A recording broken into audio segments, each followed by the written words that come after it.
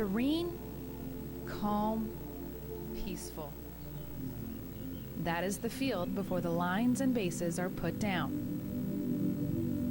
The grounds crew performs the same ritual for every game on every field, laying chalk lines, putting down bases, mowing the outfield.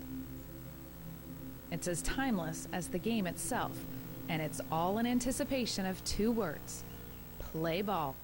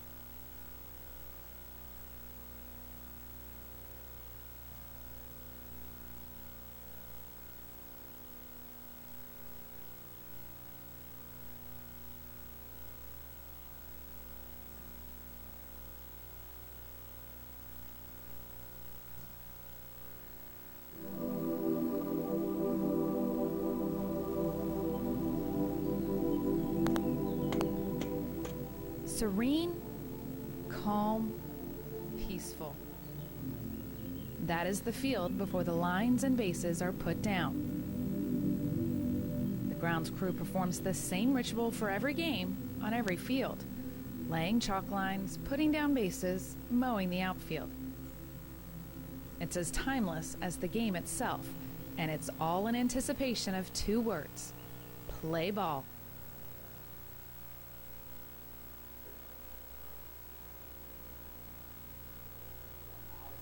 Good evening, everybody. Welcome to the County Channel's broadcast of the Dixie Traditional Ponytails Softball State Championships for 2015.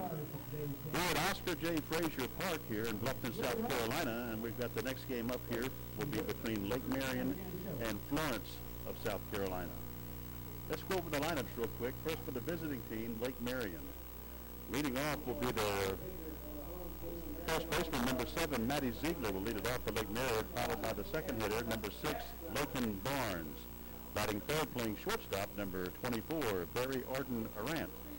Hitting fourth and pitching, number 11, Ainsley Connolly. Batting fifth, playing third base, number 5, Olivia Banks. Batting sixth, the catcher, number 32, Val Poland. Hitting seventh, playing second base, number 4, Rebecca Hagler. Batting eighth, playing center field, number 8, Gracie Eason. The ninth batter will be number 7, will be playing left field, double zero, Faith Hughes. Hitting 10th, number 9, Isabel Hagler. Batting 11th, number 22, Hallie Mott. And hitting 12th, number 13, playing right fielder, Ashley Smith. Lake Marion is coached by Matt Poland, Lee Poland, and Steve Toole. For the home team tonight, Florence, they'll start it off with their third baseman, number 1, Angel Siders. Hitting second, the center fielder, number 31, Brandy Gale. Batting third, the first baseman, number 14, Delaney Timmons. Hitting fourth and catching, number 42, Michaela Arsenault. Batting fifth and pitching, number 9, Bailey Garris. Batting sixth and playing shortstop, number 2, Aubrey Crawford. Hitting seventh, playing second base, number 4, Lauren Harrell. Batting eighth, the left fielder, number 16, Brittany Vick. Hitting ninth, playing right field, number 5, Sydney Holland. Batting 10th, number 7, Gracie Serbo. And hitting 11th, number 99, Hope Hodge. The Florence team only has 11 players, whereas Lake Marion has 12. The coaches for Florence are Robert Gale, Mike Timmons, and David Holland. The Florence team has taken the field, and they're going through their warm-ups right now. So we should get underway here very, very shortly. There are two games going on here tonight. On the other field, we have Marion versus Burns in another game. And then later tonight at 8 o'clock on this field, Iva will play Jefferson in the Ponytail division. That'll be a winner's bracket game. This game you're watching tonight here will be it is an elimination game. The loser will be out of the tournament. The winner will advance to play the winner of the next game. And that'll take place tomorrow, 8 o'clock, right here on Field 1.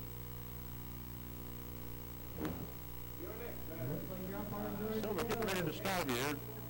Matty Ziegler heads for the batter's box. Number 7, Matty Ziegler. So here we go with Matty Ziegler.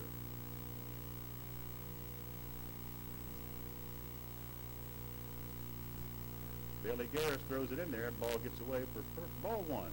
Skips by the catcher, so 1-0 to Matty Ziegler. Just underway here at Oscar J. Frazier Park for the Dixie Traditional Ponytail Softball State Championship. Hope you're going to enjoy the game. So 1-0 to Ziegler. Garris in the windup. The throw is inside, ball 2. 2-0. It's been a very enjoyable tournament thus far this week. A lot of good volunteers out here helping with everything. The 2-0 pitch sails outside, 3-0. So Ziegler, 3-0 count. Garris in danger of walking the first batter of the game. Here's the pitch, and it's ball 4, but I think it also hit her, so she'll run down to first base. So Ziegler at first, nobody out here in the top of the first. And now number 6, Lakin Barnes, the second batter. Lakin Barnes is actually one of the substitutes, but she bats second. She just bats for now. First pitch is in there for a call strike. Ball gets away from the catcher, and Ziegler runs down and gets into second base. So now Ziegler steals second as the catcher fumbled the ball a little bit.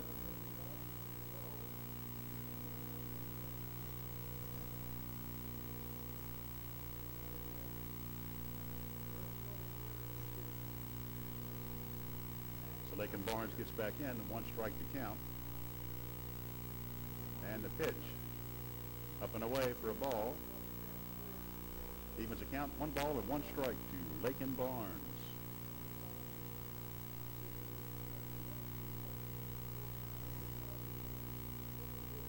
Pitch is swung on, a little tapper to the third baseman. She's up with it, fires to first, in time for the out. Ziegler runs down to third base. She takes the base on the play. So there is 1 out, and Ziegler now stands at third, and Barry Arden Arant, the shortstop, wearing number 24, the next Lake Marion batter. She bats from the left-hand side. 1 out, a runner at third for Arant. First pitch is in there for a call strike, 0-1 to Barry Arden Arant.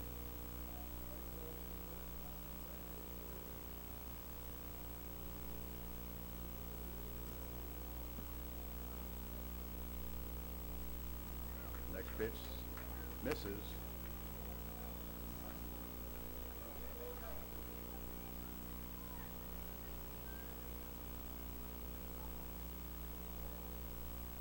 Here's the next pitch, and it is just outside. 2 balls, 1 strike to Arant. 1 down here in the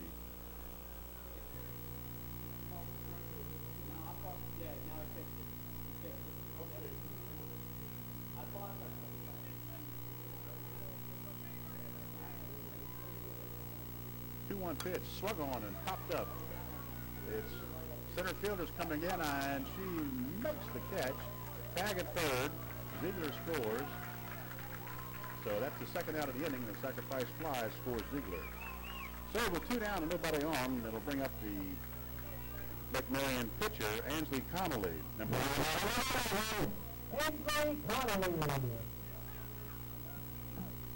1-0.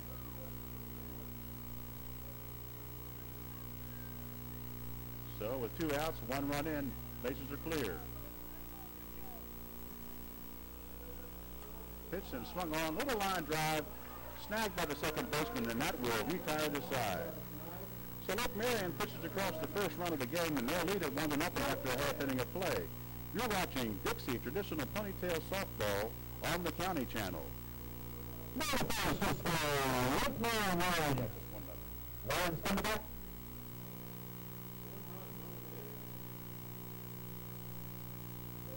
the way we like it.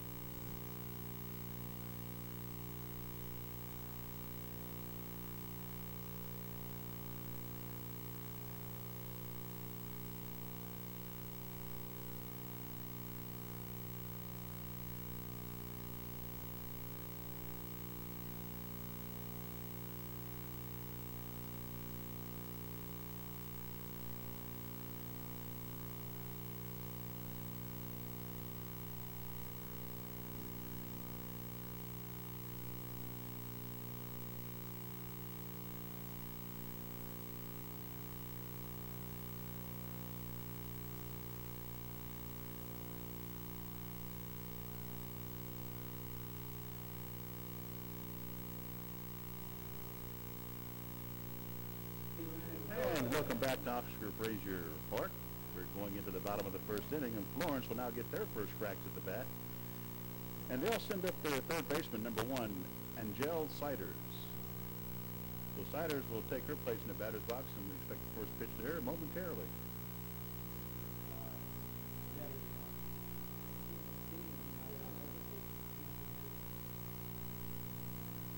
First pitch to Siders is popped up foul on the first base side. It'll hit the backstop and be out of play.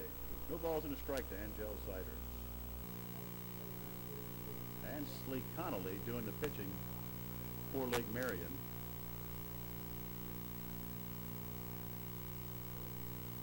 Nothing in 1 to Siders. Next pitch is swung on and popped straight back up to the catcher. She just stands right there and catches it. So she records the first out with a big pop up to the catcher. 1 down. Coming up now will be the center fielder, number 31, Randy Gale. Randy Gale. Gale steps in. Connolly looks in. Umpire puts it in play, and here comes the first pitch. Ball 1. 1-0. Lake Marion leads it here over Florence. Swung on and grounded the shortstop. She's up with it, fire at the first, and plenty of time before the second out of the inning. So 2 up and 2 down for Florence here in the bottom of the first. And that'll bring Delaney Timmons, the first baseman, with number 14 for Florence to the plate. Delaney Timmons. 2 down, bases clear for Delaney Timmons. As Connolly has retired the first 2 Florence batters. Timmons stands in the right-hand batter's box. Got a bright green bat, swings and hits a little line drive between first and second. The right fielder picks it up and actually tries to throw her out, but it's late. So that'll be a single for Delaney Timmons. And it'll bring up the catcher, number 42, Michaela Arsenault. Now batting number 42, Michaela Arsenault. Arsenault batting cleanup here for Florence. 2 down, runner at first.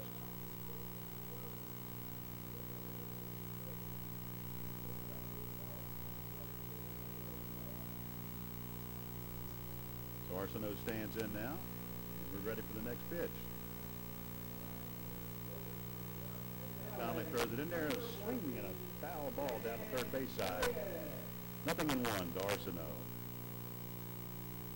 I'm told that Arsenault has quite a stick.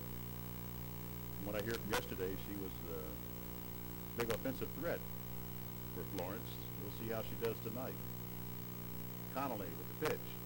Swung on, and there's a little line drive that clears and gets into the outfield. Center fielder's up with it, and she bobbles it. The throw comes in to the middle of the diamond, and so Arsenault reaches first as Timmons goes all the way around the third. So we have runners at the corners here with 2 outs for Florence here in the bottom of the first. Now coming to play, number 9, Bailey Garris. That'll bring up the pitcher, number 9, Bailey Garris. Bailey Garris will try to get this score even, if not more here. 2 outs.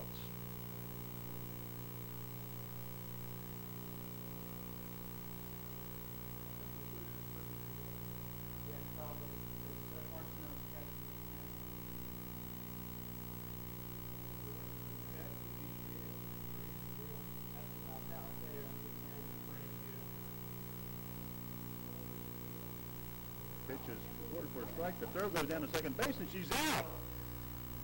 So Arsenault tried to steal second, and the catcher threw her out. Just put the tag on it, and that'll end the threat. So Florence does not score. They're threatened but do not score. After 1 inning of play, 1-0 Lake Marion. You're watching Dixie Traditional Ponytails Softball on the County Channel.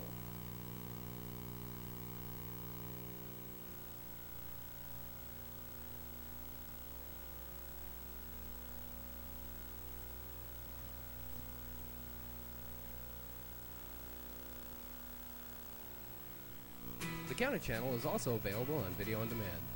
Go to bcgov.net, click on the County Channel logo, and select your program from the list. Allegiance to the flag If If you would like a DVD of this program, click DVD order form from the County Channel main page and fill out an order form.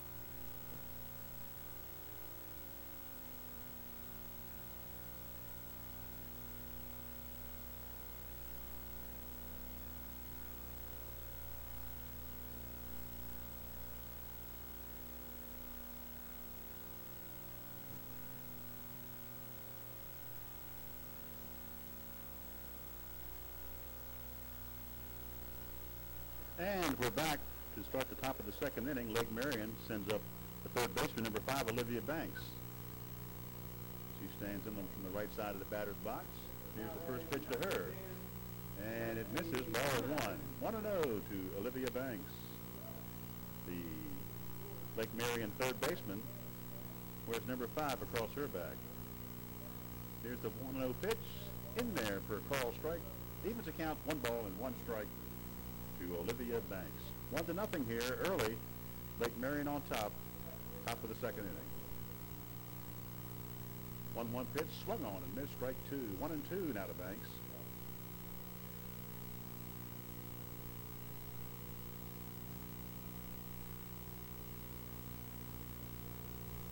Sunny day here, a few clouds sparsely in the sky.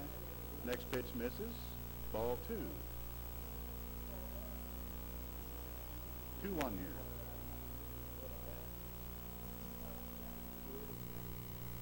Pitch to Banks. Ball strike 3. Okay, so Banks goes down looking. First out of the inning for Lake Marion, and that'll bring up the catcher, number 32, Belle Poland. Number 32, Belle Poland. Pitch to Poland, swung on and missed, strike 1. 0-1 to Poland.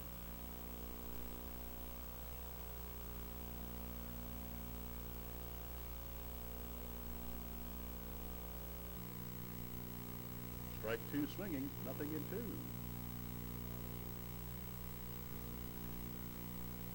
Bailey Garris in the pitching circle for Florence.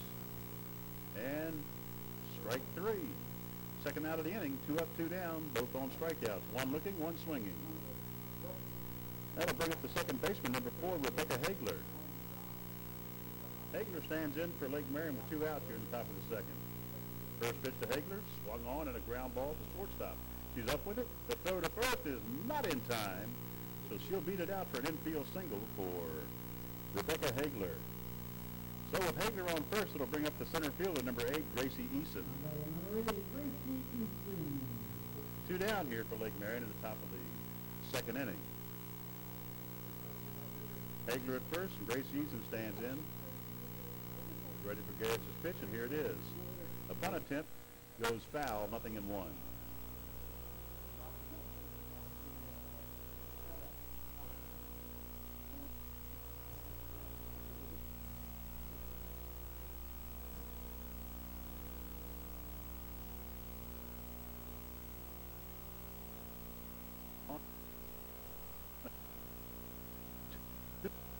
Gracie Eason plays center field in the position language. That's 8. Here's number 8.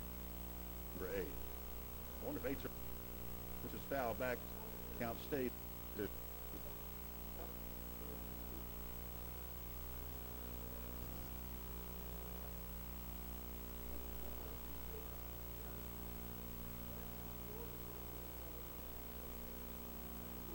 Here's the pitch. That is side.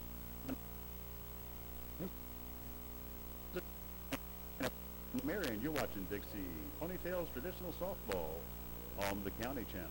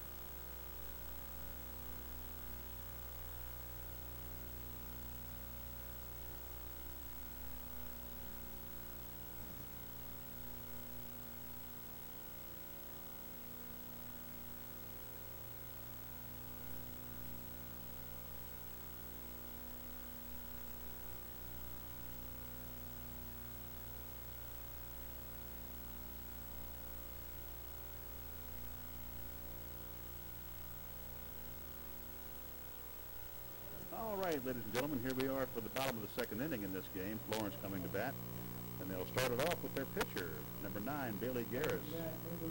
He'll be the leadoff hitter for the Florence team here in the bottom of inning number 2. They trail it 1-0 right now to Lake Marion. Bailey Garris. And the first pitch to her is swung on and missed, strike 1. 0-1 to Bailey Garris.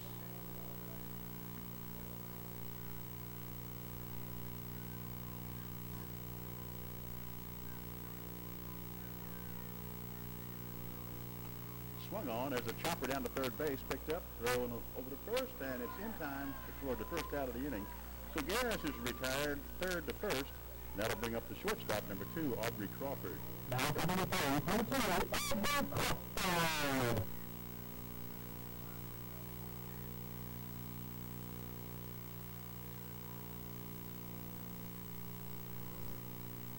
First pitch sails inside, ball 1 to Crawford. 1-0 to Aubrey. Here's the second pitch to her, and that goes outside, ball 2. 2-0 to Aubrey Crawford here at the bottom of the second inning. Connolly's next pitch is swung on and missed, 2-1.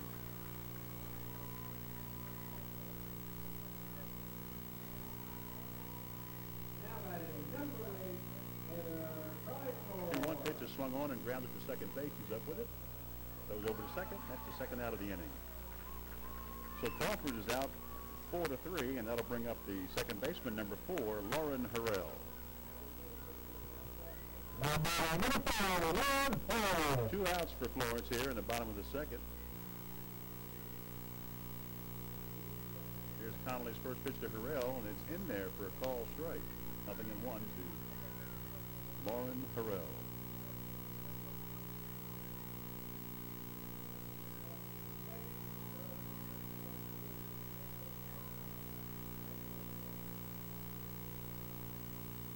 Next pitch is up and away, ball one. 1-1 the count. I'm going to knock on wood here. So far we've had good weather here in this tournament. We hope that continues. The 2-1 pitch hits the corner, 1-2. 1 ball, 2 strikes to Harrell here. She bats with 2 outs in the bottom of the second. The next pitch is fouled back to the screen.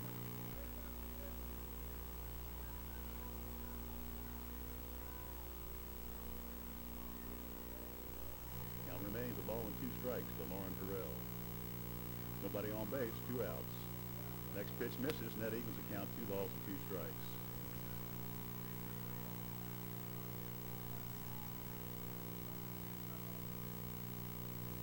Two pitch has swung on and popped up, back and foul against the screen, and the count remains 2 balls and 2 strikes.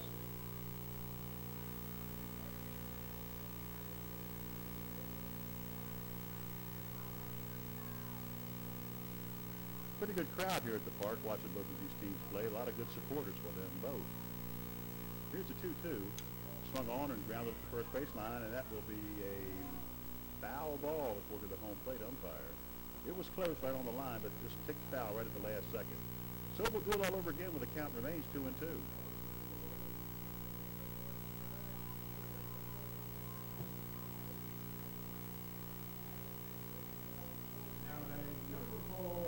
Swinging and a miss, strike 3. That'll retire the side. I'm Jim Taylor. We're doing the play-by-play here on the County Channel on Dixie Traditional Ponytails Softball.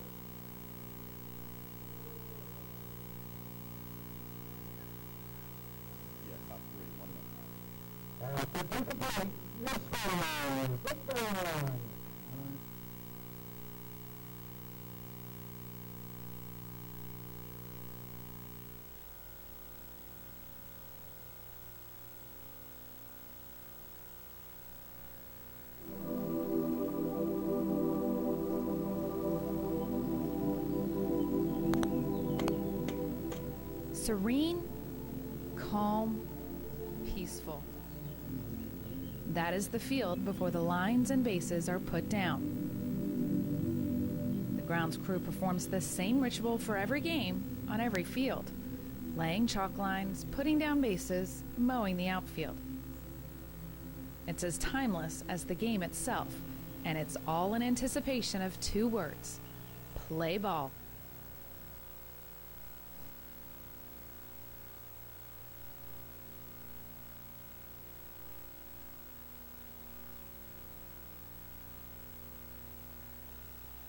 The County Channel is also available on video on demand.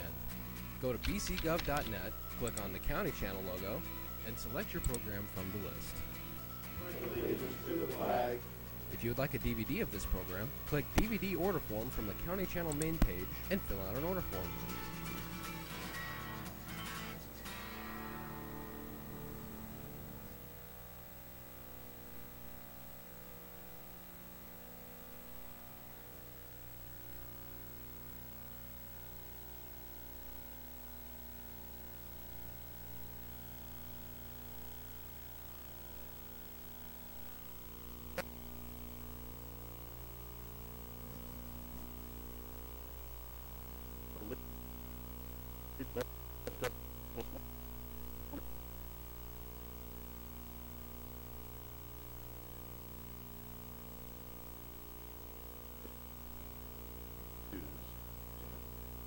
At the bottom of the Lake Marion batting order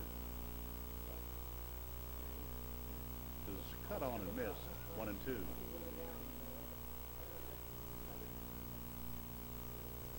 Billy Garris, both pitchers, as a matter of fact, really doing well today.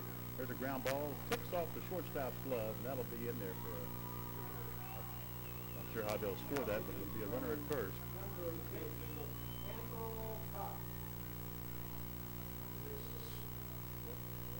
That's really the base hit, so Hughes stands at first with a single. That'll bring up number 9, Isabel Hagler. Number 9, Isabel Hagler. It is the pitch, and it is bunted foul. He's trying to sacrifice Hughes to second. First did not go well as it fouled over behind her. 0-1, Isabel Hagler. shows one again, and this time it does the same thing. Fouls it back to the screen. Nothing in two.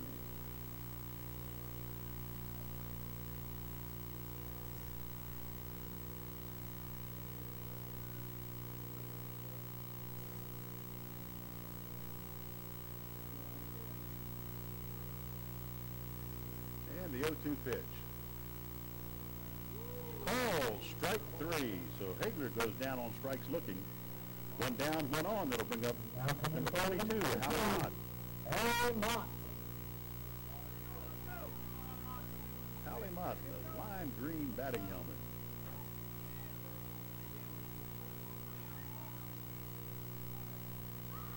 And the pitch to Mott. Hits her. He gets hit by the pitch, so Mott will run down to first base. That'll put runners at first and second with one out here in the top of the third for Lake Marion. And it'll bring up the right fielder, number 9. 2 on, 1 out here. Top of the third for Lake Marion. They lead it 1-0. Here's the pitch. Outside, ball 1.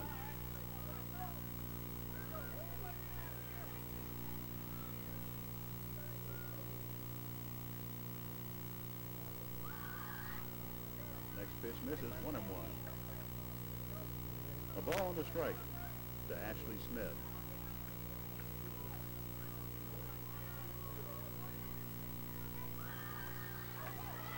This is the bunt, picked up, throw down to first is in time and gets past first baseman, gets past right fielder, one run is in, the second run is coming around to score, and that'll be in there. The 2-run score, and on the strike. Ashley Smith is all the way down to third base, a 3-base error, throwing error on the catcher. Scores 2 runs here, and Lake Marion lead now 3-0 here in the top of the second, and we turn the lineup back over with the first baseman, number 7, Matty Ziegler.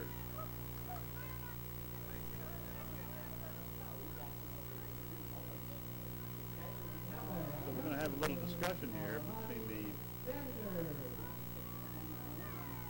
Florence coach wants to talk to the umpire. I suspect he may be seeking an interference kind of a call, but we'll see how this turns out. They're having a discussion right now. Now he's the first base umpire is coming down, and home plate umpire wants to discuss it with him. And as a matter of fact, all 3 umpires are going to talk about it. So they'll have a little meeting here, and we'll see how it all turns out. Currently, it's 2 runs across and a runner at third. That's how it stands right now. We'll see if it holds.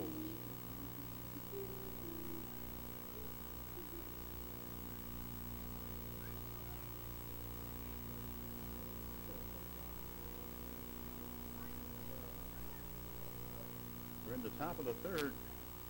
If all the action that just took place stands, it'll be 3-0 Lake Marion. But we'll have to wait and see how this plays out.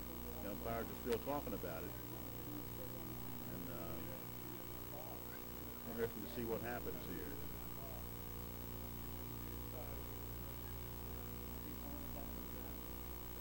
Quite a discussion going on. This is taking a little bit of time here. So it's hard to tell.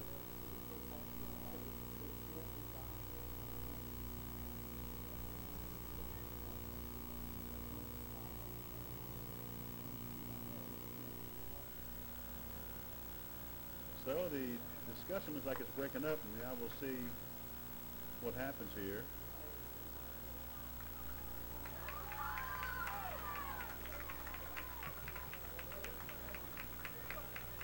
If I had to hesitate to guess here, I'd say everything's going to stand. Runner still at third, standing there, so they haven't. I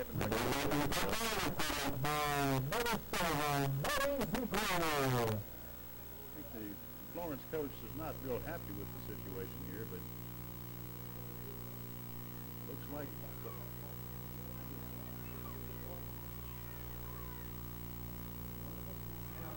I kind of missed what was going on there. I was watching the ball as it sailed in the right field. He's still trying to explain to the Florence coach that's exactly what the ruling is here.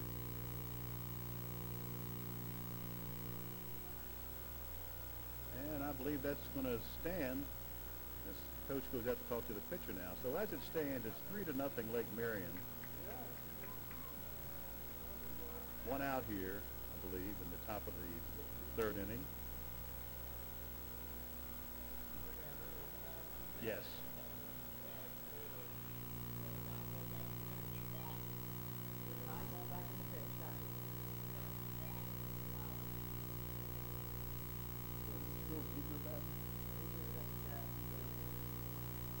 It's long.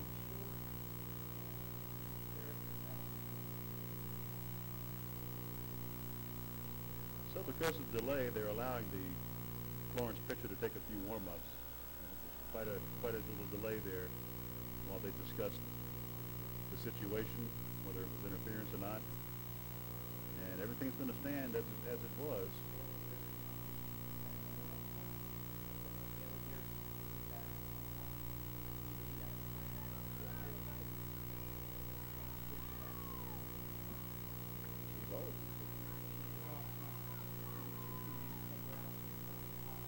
And the game's underway again. The next pitch is fouled off.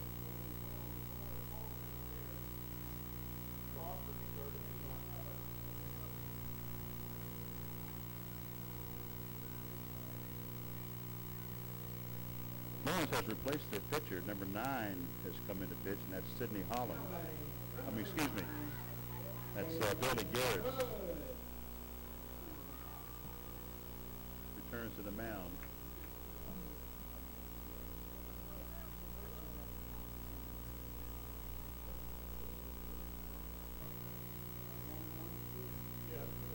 Ball and a strike here. Ball and a strike here to Matty Ziegler. Top of the Lake Marion. 1 ball and 2 strikes. Next pitch is inside. That'll even it up. 2-2. 2-2 to Ziegler. Runner at third. 2 runs in the top of the third for Lake Marion. They currently hold a 3-0 lead. Pitch is popped up. Looks like the catcher's under it. She makes the catch. That records the second out of the inning. So that'll bring up number 6, Lakin Barnes, to the plate. Now batting number 6, Lakin Barnes.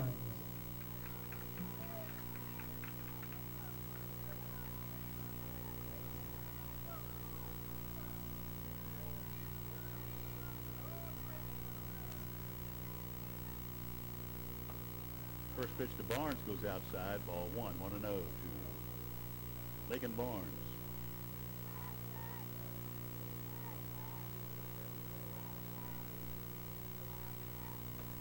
Next pitch is outside. 2-0.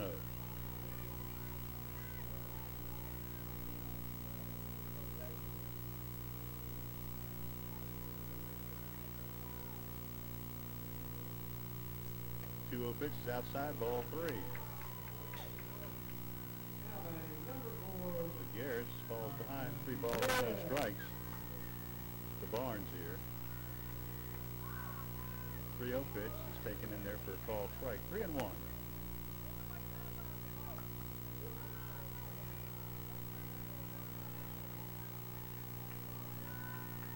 Here's a 3-1 pitch.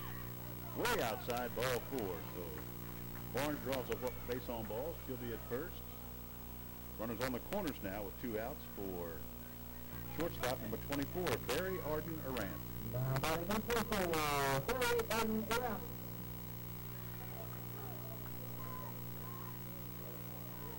So the left-handed batter Arant steps in. And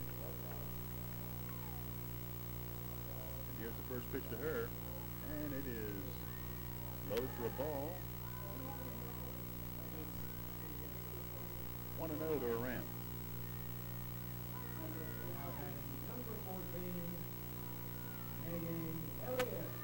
Next pitch is outside. Ball 2.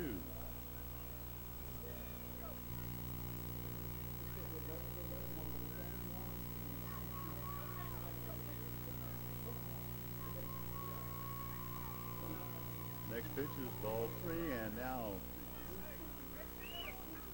Barnes steals second base on it. So now the runners are at second and third. And the pitch to Arant. Swung on and popped up. First baseman's under it and makes the catch for the final out of the inning to retire the side. So Lake Marion pushes 2 more runs across, and after 2.5 innings of play, they lead it 3-0. You're watching Dixie 2015 Ponytails Traditional Softball on the County Channel. That's what's up.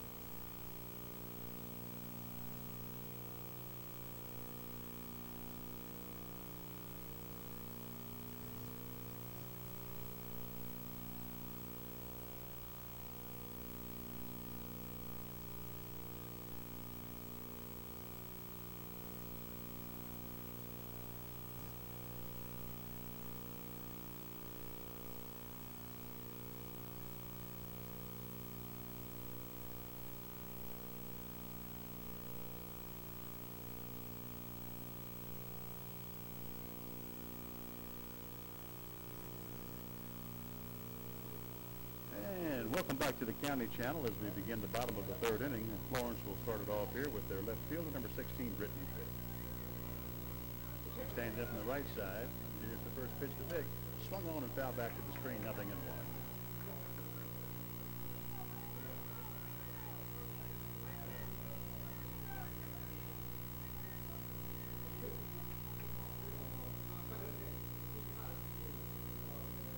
Here's the 0-1 to Vick. It misses down low, 1-1.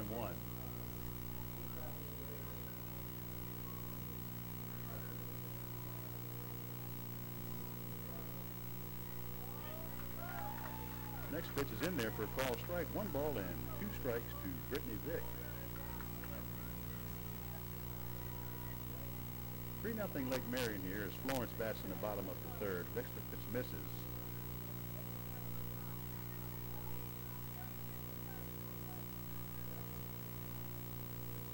Next pitch is swung on and popped up to second base. She's under it, gets it. That's the first out of the inning as Vick skies out to the second baseman. 1 down here for Florence, and that'll bring up the right fielder, number 5, Sydney.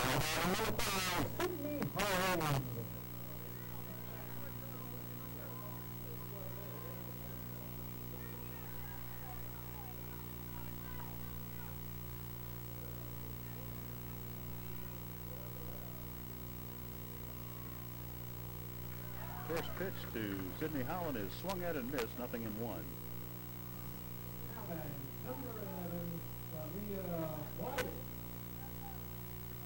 Next pitch inside, ball 1. A ball and a strike to Sydney Holland as we play here in the bottom of inning number 3. 1 out here for Florence. Here's the 1-1 pitch. It just misses, ball 2. 2 balls, 1 strike, Sydney Holland. Florence, right fielder, swings and lines it back up the middle. The second baseman gets it. The throw to first will not be in time. So she's safe at first with a infield single for Holland. 1 on, 1 out, and that Brings up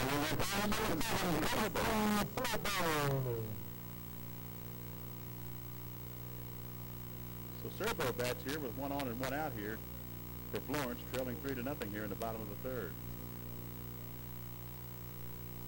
Pitch to Serbo is grounded to third base. They'll throw to second for the force out there.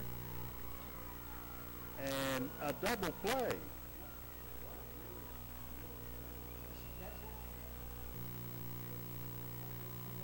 Well, the ball was grounded to third base. It was thrown to second. And that should have got the force out. Then the throw back to first recorded the other out. So that's it for Florence here in the third. After 3 complete, 3-0, Lake Marion leads it. You're watching Dixie Ponytail Softball on the County Channel.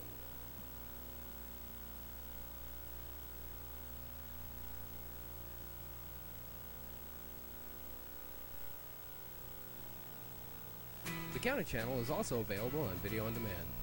Go to bcgov.net, click on the County Channel logo, and select your program from the list. If you would like a DVD of this program, click DVD order form from the County Channel main page and fill out an order form.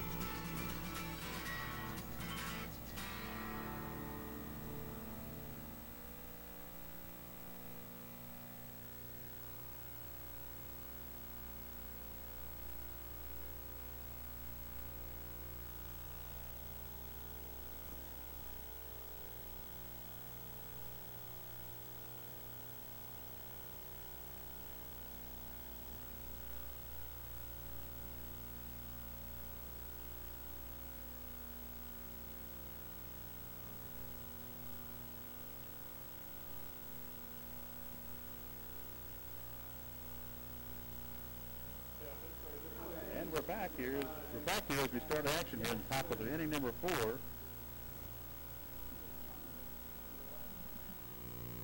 And Lake Marion will send up, I believe that'll be the pitcher number 11, Ainsley Connolly.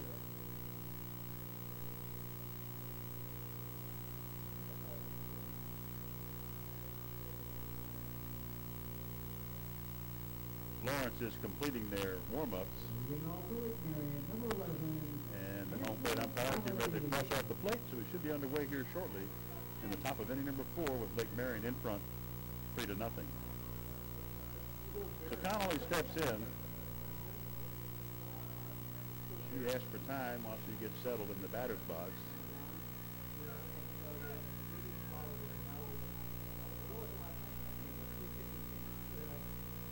There's the pitch inside. Ball 1.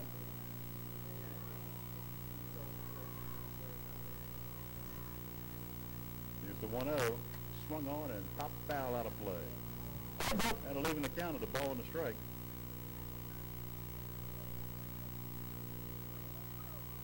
One ball, one strike to the Lake Marion pitcher, Ainsley Connolly.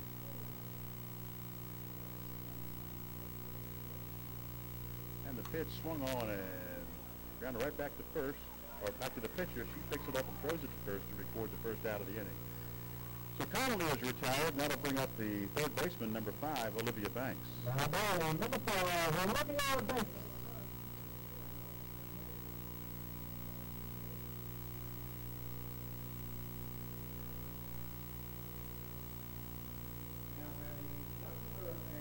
And the pitch hitter.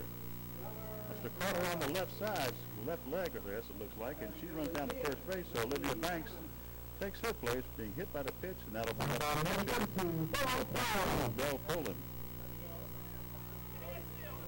1 on, 1 out here for Lake Marion in the top of the 4th. They lead it 3-0.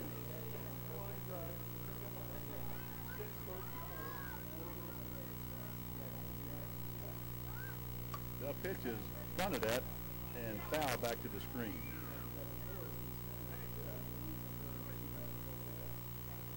Nothing in 1 to Bell Poland.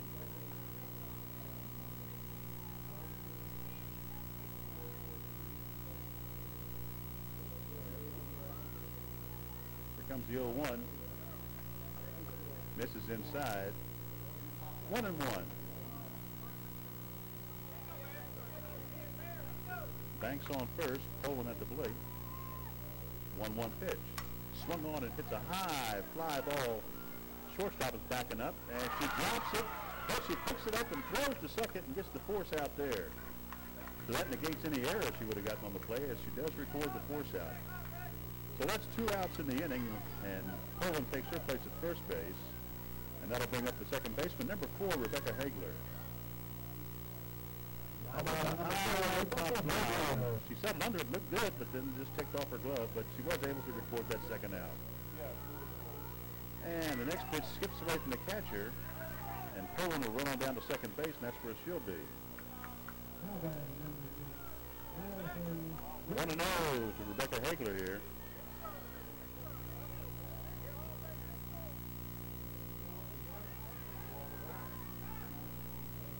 Pitch to Hagler is misses, and the runner was going to try to take third. They threw down, and she scampers back to second. 2 balls, no strikes to Rebecca Hagler. As Lake Marion bats here in the top of the 4th inning with 2 down and a runner at second. Next pitch is up high, ball 3. Once again, the runner tries to draw a throw, and she gets back to second. A lot of gamesmanship out here on the base paths. They like try to make other teams make mistakes. Pitch to Hagler. That's inside, ball 4. So runners at first and second now, and that'll bring up Eason. Trying to get a 2-out rally here going. They have runners at first and second, and the center fielder Eason stands in. She shows bunt. We'll see what that does. She pulls it back, and it's ball 1. Misses inside, 1-0 to Eason.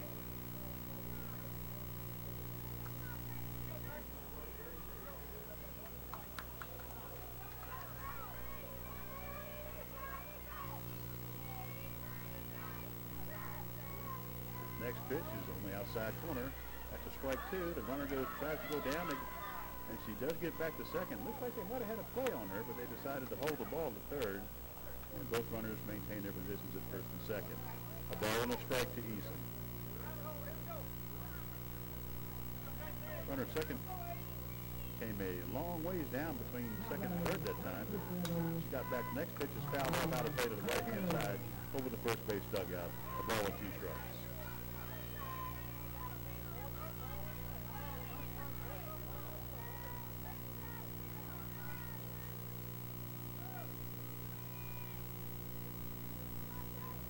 Here's a 1-2, and it's inside. 2-2 to Gracie Eason.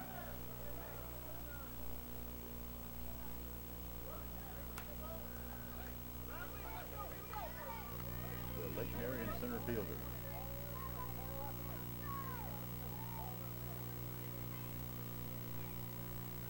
And here comes the 2-2 pitch. Swung on and driven out to right field. That's going to be a foul ball. Had a little bit of slice on it. Could not keep it fair. So we'll do it all over again. The runners will return first and second. Count remains 2-2 for Gracie Eason.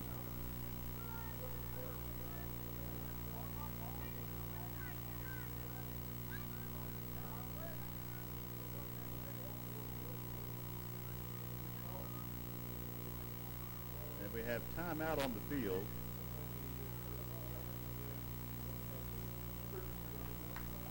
The runner at second had to go to the dugout for one reason or another. I'm not sure why, but they called time to give her.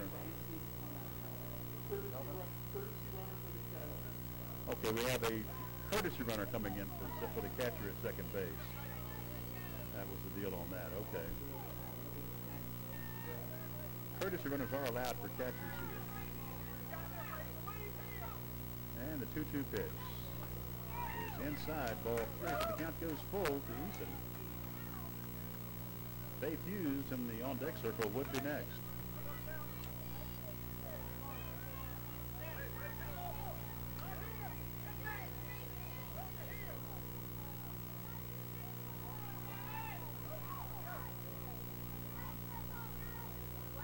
3-2. Outside, ball 4, and that'll load them up. So Lake Marion has the bases full here now as the left fielder, 0-0, Faith Hughes, drives at the plate.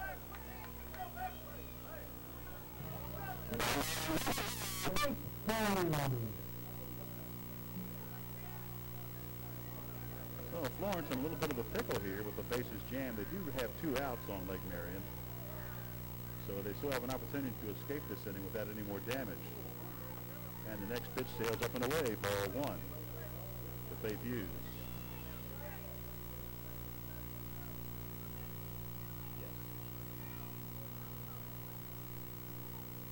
And the 1-0 pitch on the way, in there for a call strike. That evens it up to the ball and a strike to Hughes. Lake Marion base runners fill every spot on the base pass. So they're all loaded up here for Hughes. Swung on, there's a high fly ball, and the second baseman ranges over and snags it for the final out of the inning. So they get out of it with no runs scored. They'll leave the bases full. We played 3.5 innings. Lake Marion leads it 3-0. You're watching Dixie Traditional Ponytails Softball State Championship on the County Channel.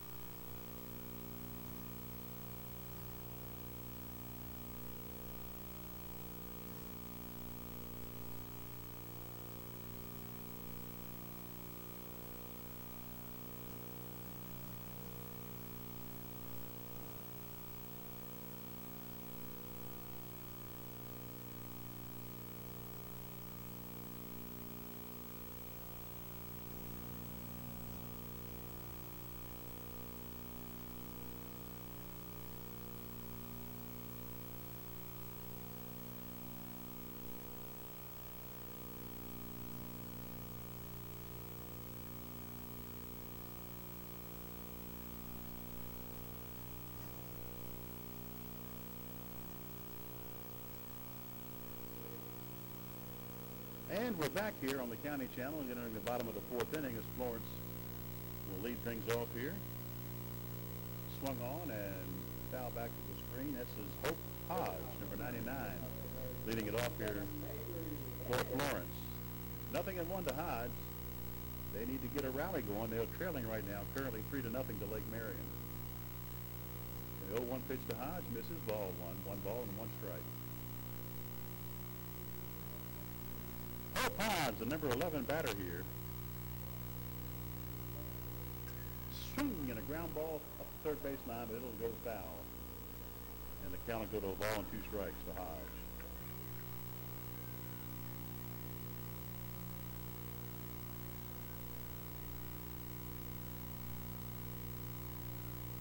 Hope Hodge hoping to get something started. Ball and 2 strikes, swung on and fouled away. Count will remain 1-2.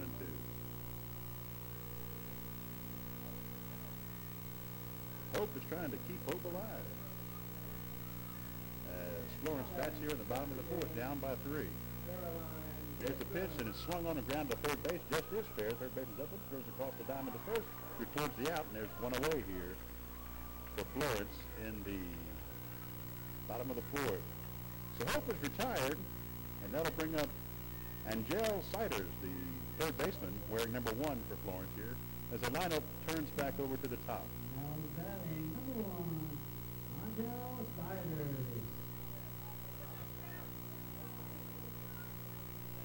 Siders stands in now, waiting for the first pitch. And it's on the way. And it gets away from the catcher. 1-0.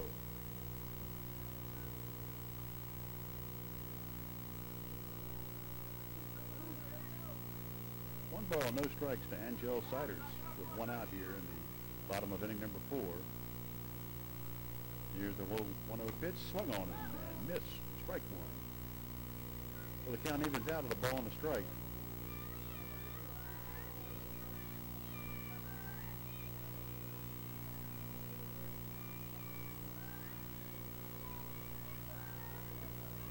One pitch is swung on and goes foul past the third baseline. So it'll bring it to 1-2.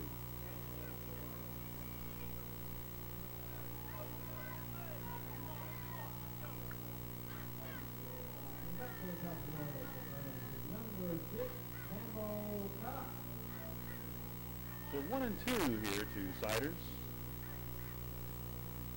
And here comes the pitch, and it's outside and high, and needs to count 2 balls and 2 strikes to Angel Siders.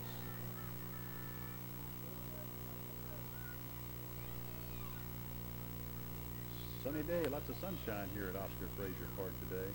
Next pitch is swung on and lined right into the third baseman's glove. Just by 1 step to the left, snagged it, and that records the 2nd out of the inning. And that'll bring up the center fielder, number 31, Brandy Gale. Number 31, Brandy Gale. That's here for Florence in the bottom of the 4th.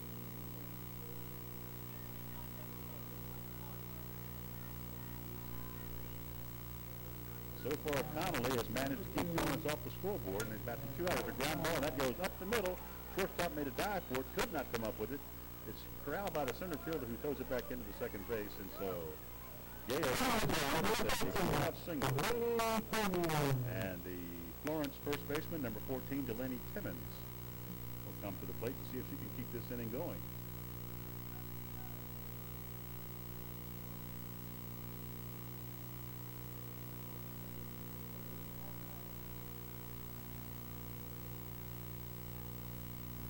First pitch to Timmons is swung on and belted out to right field. The right fielder cannot get to it.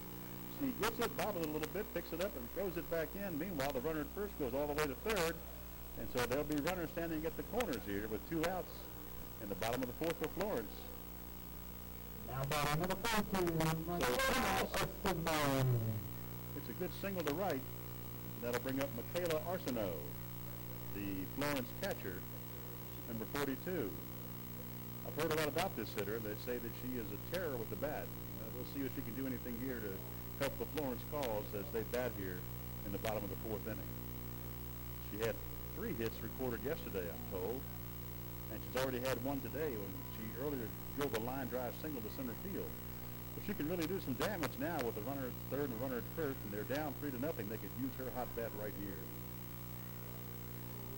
Arsenault stands in. Here comes the first pitch to her. Swung on and foul to the left-hand side. 0-1 to Arsenault.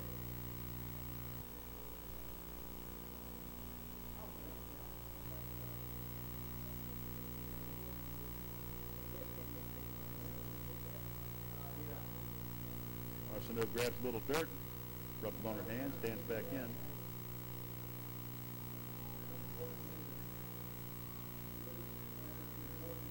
And the 0-1 pitch is thrown right down the middle for call strike 2. Evidently, Arsenault didn't like the pitch, but the umpire sure did, and he's 0-2 to Arsenault. So Connolly 1 strike away from getting out of this jam.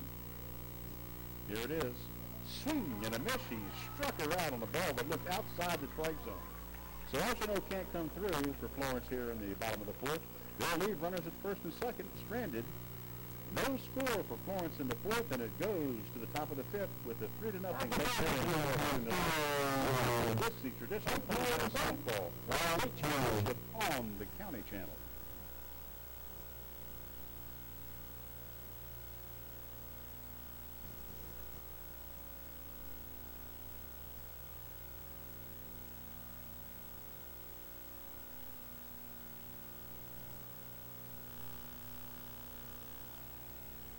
The County Channel is also available on video on demand. Go to bcgov.net, click on the County Channel logo, and select your program from the list. If you would like a DVD of this program, click DVD order form from the County Channel main page and fill out an order form.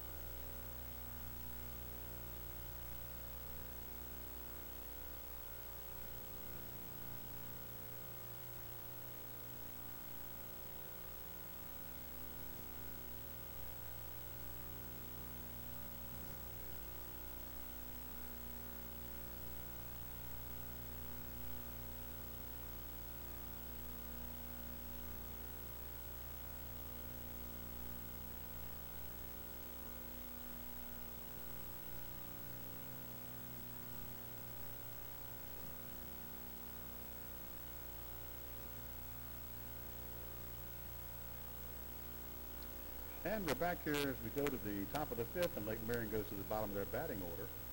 They'll start it off with the number 9, Isabel Hagler, and the first pitch into her. 1-0 to Isabel Hagler as Lake Marion bats in the top of the fifth, holding a 3-0 lead. The 1-0 pitch misses, 2-0.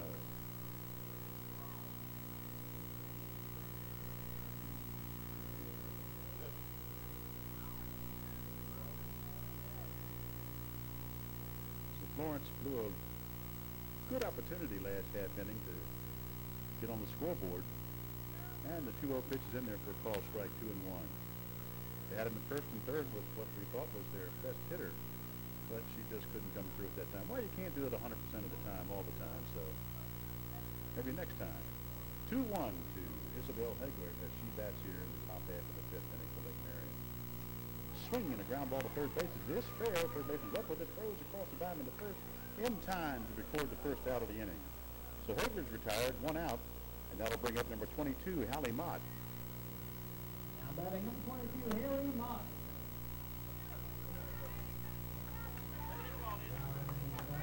Number 14, Megan So Mott with the lime green batting helmet steps into the plate, and she's ready for her first pitch. Here it is. Swinging a ground ball right back to the pitcher. She snags it. Flips to first. 2 outs. That's quickly. 2 up and 2 down quickly here on Lake Marion as they bat in the fifth inning. And that'll bring up the right fielder, number 13, Ashley Smith. So Smith stands in with 2 down here. Now batting number 15, Ashley Smith. And here's the first pitch to Smith. She shows bunt and taps it foul, 0-1.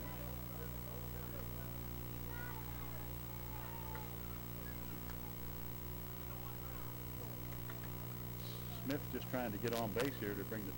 She's trying to turn the batting order back over to the top of it. So she'll get through anything she can to get on base. Next bunt attempt is in there for a call strike. Tried to pull the bunt, the bat back, but I'm not sure if it was, she pulled it back in time or whether it was just a strike. At any rate, it's 0-2 to Ashley Smith. Next pitch is grounded foul at the first base side. Nothing in 2 to Ashley Smith.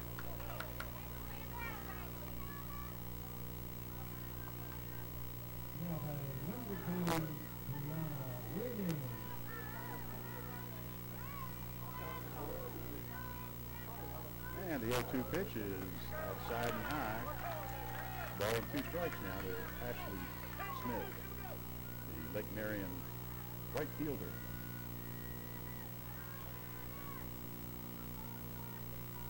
Next pitch is outside and low.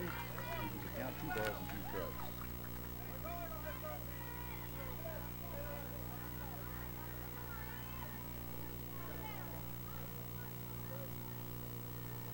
Garris, 2-2 count here for pitch. Swung on and a little dribbler back to the mound. She's up with it. The pitcher has it. Throws the first, and that'll do it. So it's 3 up and 3 down for Lake Marion in their half of the 5th. 4.5 innings complete.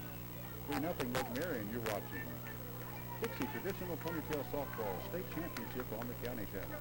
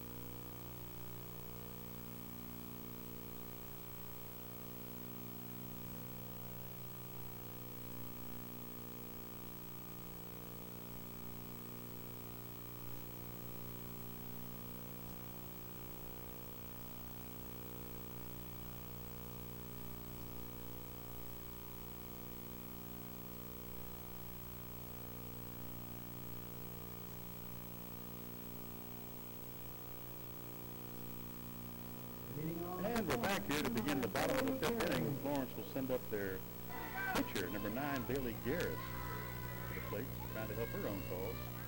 First pitch to Garris is inside, ball 1. 1-0 as action resumes here in the bottom half of the 5th inning. Florence down 3 runs to Lake Marion here. There's the pitch, swinging a little pop fly. That's after the pitch, and she snagged it, and that retires Garris. That'll send up the shortstop, number 2, Aubrey Crawford.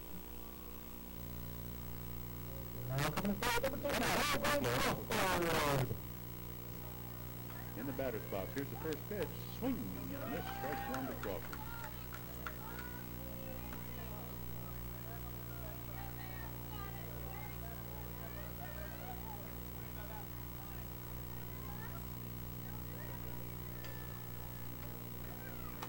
Next pitch is rolled up the third baseline, and the third baseman, it hits her and bounces off of her. It's a fair ball, and so Crawford reaches first base.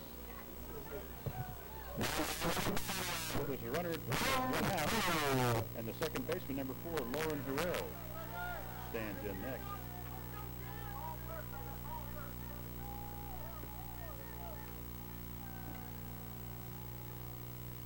Swing and a miss on the first pitch. Throw back down to first. But Crawford gets back in.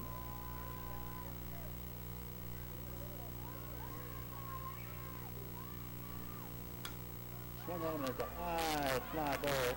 Shortstop ranges over behind the third baseman and makes the catch. That's the second out of the inning.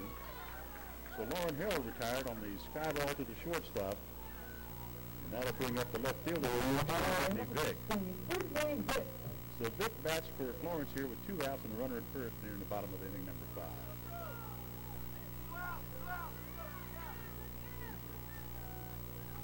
Mr. Vick is swung on and drilled over the third baseman's head and into left field for a base hit.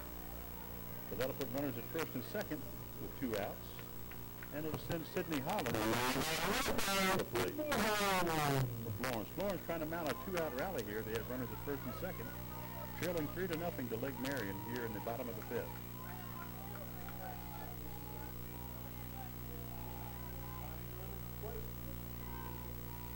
Here's the pitch. It is swung on and grounded past the first baseman into right field. Is it going to be a throw to the plate? No, it's cut off by the first baseman, so 1 run will score here. And the lead runners at first and second. So Holland comes through with a sharp single to right field. And runners and so Gracie Serbo will take her crack at it now, number 7.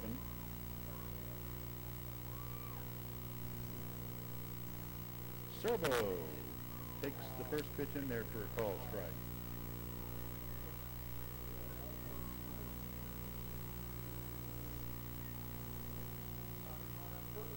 Next pitch is cut on and fouled back. Or maybe it wasn't fouled, maybe it just missed. Because the runners have advanced, so it was swing and miss, and the catcher missed the ball, missed the pitch, so the runners advanced to second and third. 0-2 on Serbo. Here's the 0-2. Swung on, a little pop fly to the third base, and she snags it. It looked like an elevator, but she was able to bring it in, so that retires the side. 1 run crosses for Florence. We've played 5 complete. 3-1, Lake Marion in front. You're watching Dixie Ponytails Traditional Softball State Championship on the County Channel.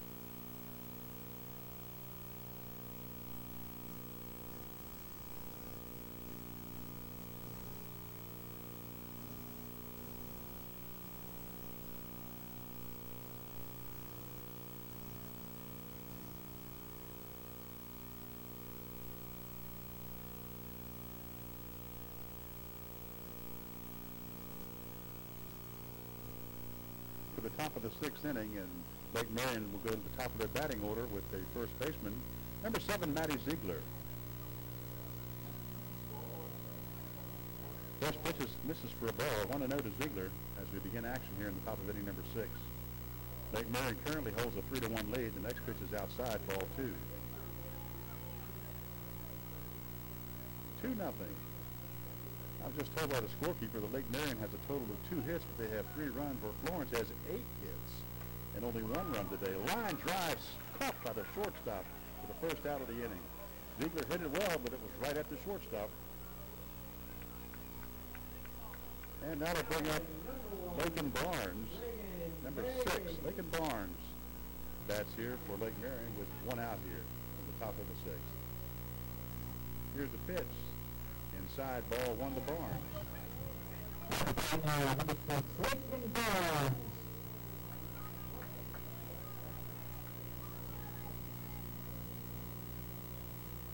And the 1-0 pitch is outside, ball 2. 2-0 to Lakin Barnes. Lake Marion looking to get a little insurance here. They're up by 2. We play the top of the 6th. 3-1. Here's a pitch to Barnes. It sails outside for ball 2. 2 balls. 3 balls and a strike. I've got some pretty good buddies on my left and right here keeping me straight. And I need to be kept straight. There's ball 4. So Barnes will take his place at first base. And that'll bring up Barry Arden Arant, the shortstop for Lake Marion. Number 24. On the left-hand side. So Arant stands in, trying to keep things going here for Lake Marion. Here's the pitch. And it catches the outside corner, called strike 1.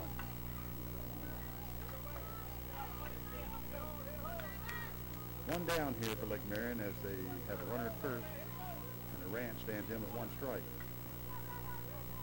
And here is the 0-1 pitch, and it is swung on. And right center field, the right fielder gets it. That's around second, and it's in the way home. And he might score. Nope.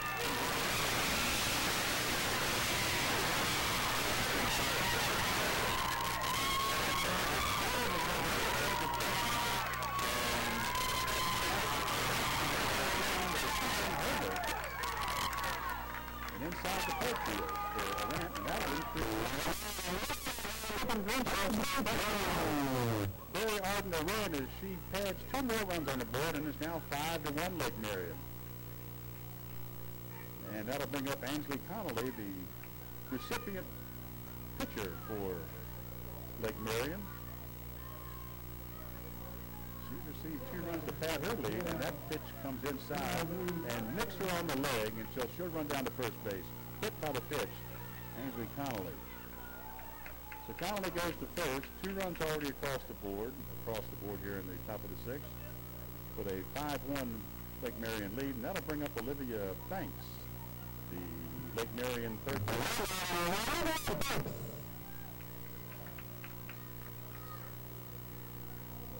Well, the first pitch to Banks is cut on and missed, strike 1.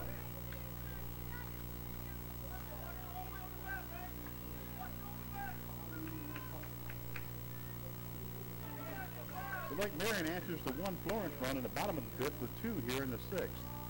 Next pitch is in there for a strike 2.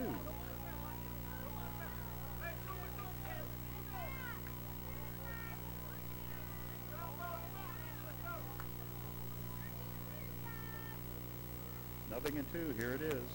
Inside, ball 1.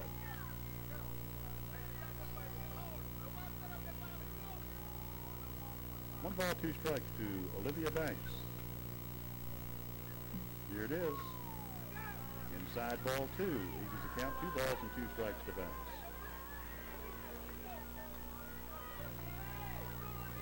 Connolly at first, the Lake Marion pitcher was hit by the pitch. The next 2 pitches in there for call strike 3.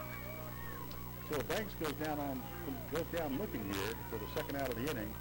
And that'll send up the catcher. Poland.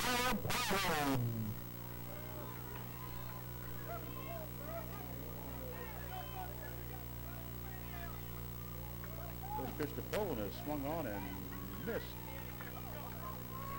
Nothing in 1 to Bell Poland. We're in the top of the 6th here. 2 runs across the Lake Marion. They now lead at 5-1. 2 out, runner third. Pitch to Poland is popped up. The catcher goes over to get it, and she reaches out and snags it for the 3rd out of the inning. So Poland's retired, and so is Lake Marion. But they do push 2 runs across. to lead it 5-1 now after 5 1/2 innings. You're watching Dixie Traditional Ponytail Softball on the County Channel.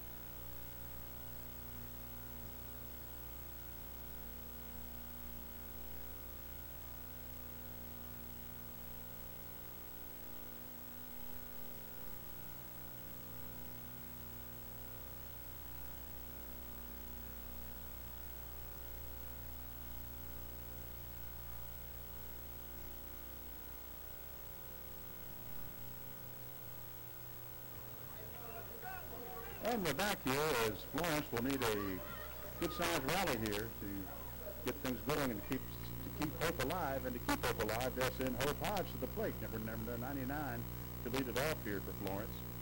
And where is Hope? I don't see her yet, but she's the leadoff hitter. There she is, taking her warm-up swings. So Hope Hodge, when she gets ready to bat here, they'll start things off here for Florence.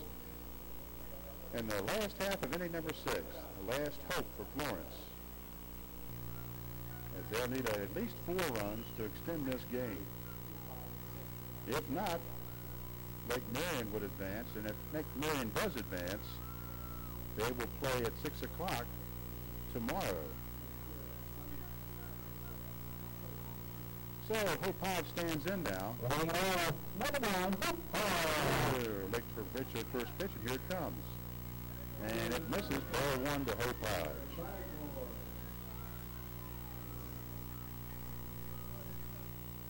Now Florence's hopes rely on Hope Hodge. Here it is, 1-0. Swung on and a hot shot to the shortstop. She's got it. Fires across the diamond to first in time for the out. And that's one gone for Florence. And that'll turn the lineup over back to the top, and we'll get it with Angel Siders, the Florence third baseman.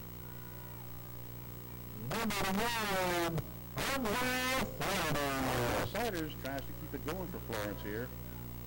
In the bottom of the 6th, they've got 2 outs left to score 4 runs.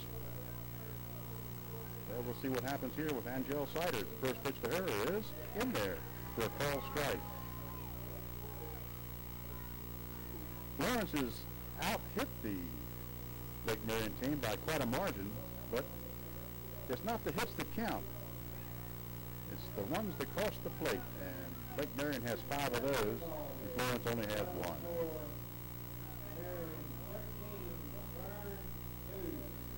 Ball on the strike here to Siders. Here's the pitch, swinging and a ground ball to third. She's up with it. She gets it, throws to first, and that's the second out of the inning. So Lake Marion is 1 out away from advancing to a 6th, and Florence is 1 out away from being eliminated from this tournament. And they'll send up to try to extend this inning to Brandy Gale. So the center fielder, Brandy Gale, bats here for Florence. Now the last hope for Florence is Gale. Here it is. Swinging. There's a high fly ball to left field. Left field is under it. She makes the catch. And that's the ball game, folks. 4 up and 2 down for Florence here in the bottom of in the 6th inning. And that'll end it here at 5-1. So this game is over. Lake Marion advances. Florence goes home with a 5-1 count. So Lake Marion will play tomorrow night at 6 o'clock right here in this very same field, and Florence will head out of here. So anyway, the teams are slapping hands as they cross the field. And that'll do it here for this 6 o'clock game on the County Channel. You've been watching Dixie Traditional Ponytail Softball, the state championship on the County Channel.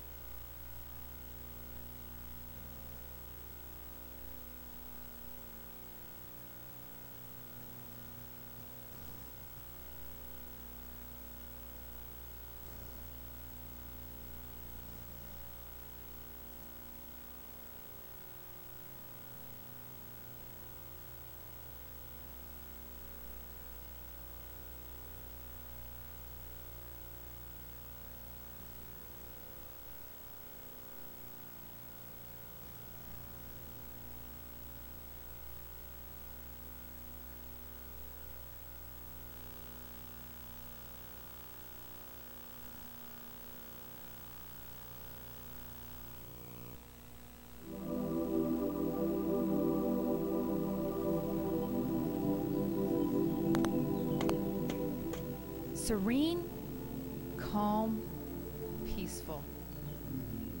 That is the field before the lines and bases are put down. The grounds crew performs the same ritual for every game on every field, laying chalk lines, putting down bases, mowing the outfield. It's as timeless as the game itself, and it's all in anticipation of two words: play ball.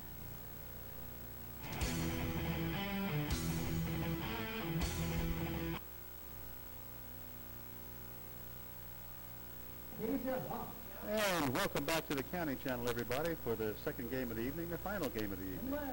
This will be Iva versus Jefferson in a winner's bracket final. Iva will be the visiting team. Jefferson will be the home team. Let's go through the lineups. First, the visitors from Iva. They'll lead it off with their second baseman, number 4, Ellie Kraft. Batting second, pitcher number 13, Cameron Dove. Hitting third and catching, number 3, Savannah Chambers. Batting fourth, the shortstop, number 2, Emmy Davis. Third baseman, number 24, Kelly. Batting sixth, playing first base, number 8, Ivy Gray. Hitting seventh, number 32, Emily Wilson. Batting eighth, playing center field, number 5, Ashton Allen. Batting ninth, the right fielder, number 14, Maddie Martin. Hitting 10th, number 40, Alyssa Leach. Batting 11th, number 21, Kennedy Peel. And batting 12th, the left fielder, number 44, Gracie Vaughn. Iva is led by coaches Maria Davis, Cade Gray, and Philip Martin. For the home team, Jefferson, they'll lead it off with their second baseman, number 18, Ginger Jenkins. Batting second, playing first base, number 3, Leah Evans. Hitting third, the center fielder, number 21, Ashlyn Flyer. Batting fourth, the pitcher, number 5, Rebecca Hurton. Batting fifth, the shortstop, number 4, Amber Laird. Batting sixth and catching, number 13, Cora Trett. Hitting seventh, playing third, number 2, Kelly Price. Batting eighth, number 1, Fantasia Huff. Batting ninth, number 0, the left fielder, Carly Kirkley. Hitting 10th, playing right field, number 12, Alexis Robinson. Number 14 will bat 11th, Nina Evans. And batting 12, number 11, Hannah Nicholson. Jefferson is coached by Todd Evans, Nathan Evans, and Michelle Evans. The coaches and the umpires have just completed their pregame meeting, and will be underway shortly here as the catcher dons her mask and is set to receive the warm-up pitches from Rebecca Hurton.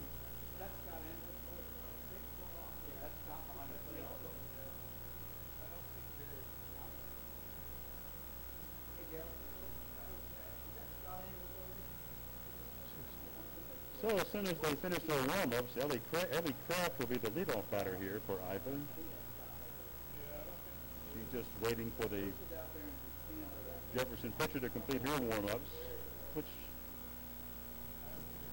like I say, this is a winner's bracket final. The no losers here. The loser of this game will go on to play again tomorrow, and the winner will advance also tomorrow at an 8 o'clock game. Right here on field number 1.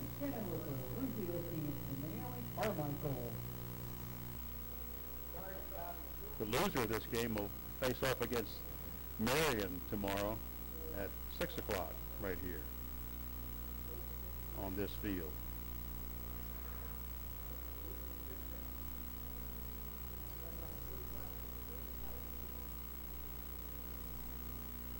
Lights are on here at Oscar Frazier. They'll be taking effect soon. It looks like we're about ready to get it started. Ellie Kraft is a left-handed batter, and she'll stand in against the Rebecca Hurton, the Jefferson pitcher. So everybody's ready to go. Here's pitch number 1, and it's bunted at, and bunted just goes foul at the third base side. So no balls and 1 strike to Ellie Kraft, and she had ran all the way down to first base, so here's a return, and we'll do it all over.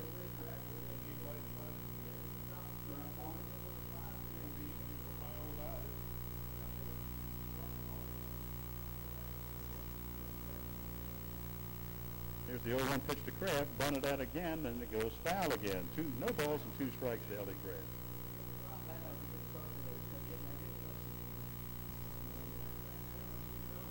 So Kraft trying to bunt her way on here in the bottom of the top half of the first inning, but now she has 2 strikes. So that likely is bunt will likely be off here.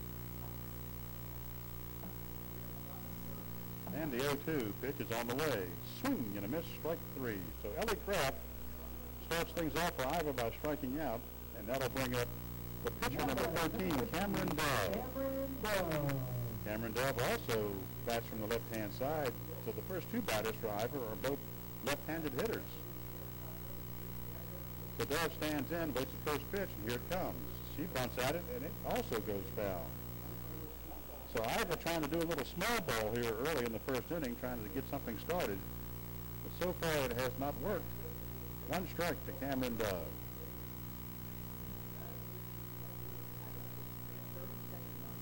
Rebecca Hurton looking in for it. We got a little bit of time as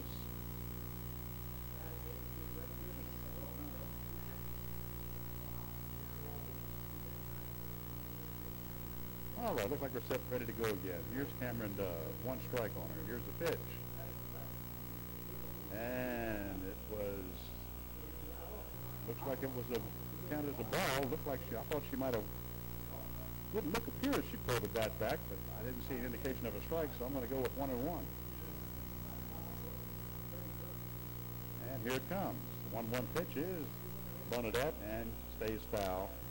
Now it's a ball and 2 strikes to Cameron Dove.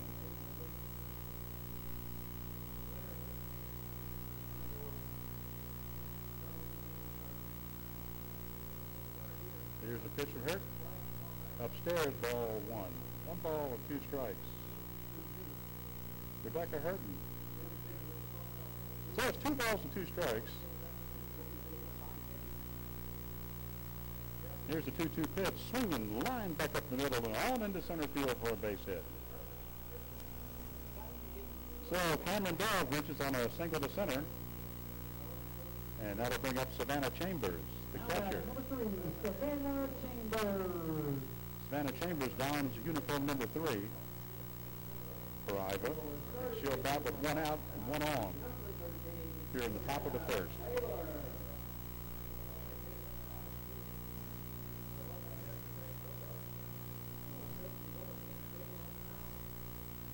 Here's the first pitch to Chambers, and it's up and away for a ball.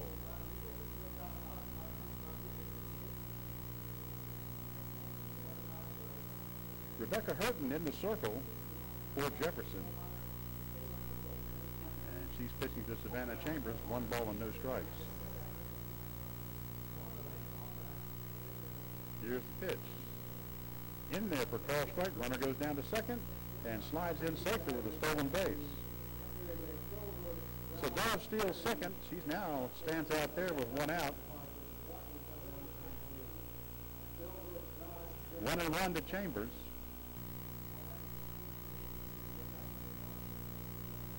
And here comes the 1-1 pitch. It's up and away, ball 2. 2 balls and 1 strike to the Ivor catcher, Savannah Chambers.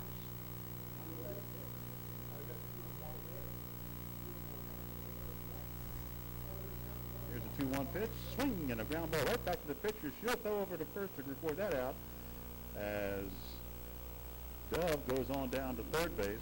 They threw over there at her, but that was too late. So Dove stands at third, but now with 2 outs, and it'll bring up the Ivor shortstop, number 2, Emmy Davis.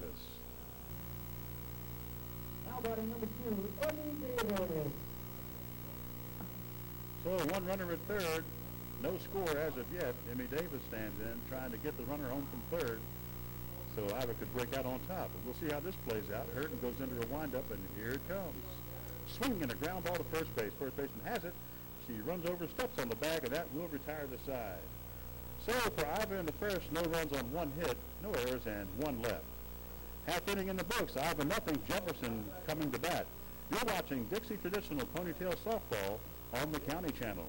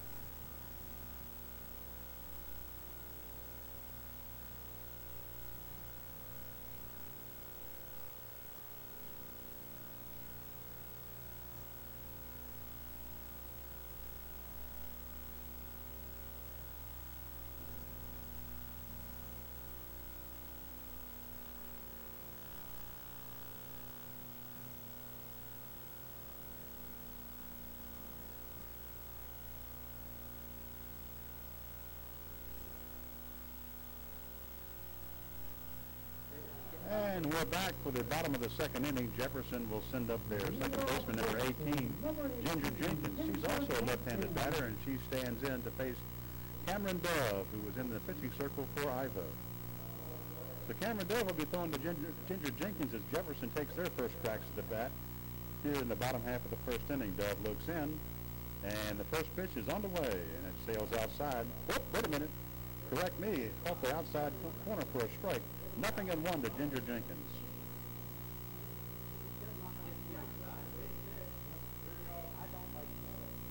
Next pitch is outside and maybe a little bit low. Ball 1 and 1 strike. 1-1 to Ginger Jenkins. No score here as Jefferson bats in the bottom of the first.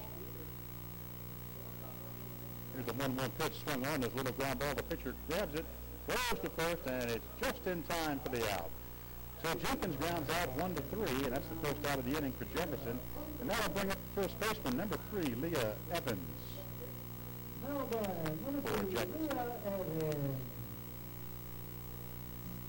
So Leah Evans looks like she bats from the left side also. That's unusual. Both teams, first two hitters are both bat from the left-hand side. Leah Evans, the first baseman for Jefferson, will take her crack at it here. The first pitch to Leah is on the outside corner, a call strike. 0-1 to Leah Evans. So dusk is approaching here in the Bluffton area at Oscar Frazier Park. Lights are on.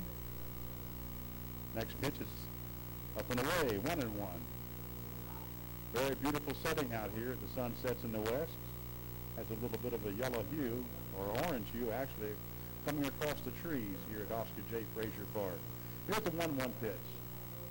And it misses down low, 2 balls and 1 strike to Leah Evans.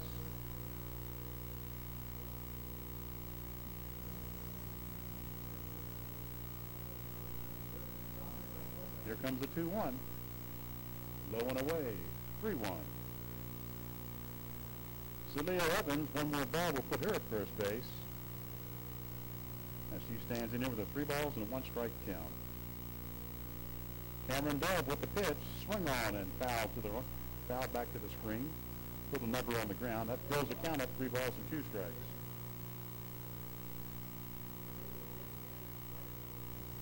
Ashlyn Flyer waits in the on-deck circle for her chance at it.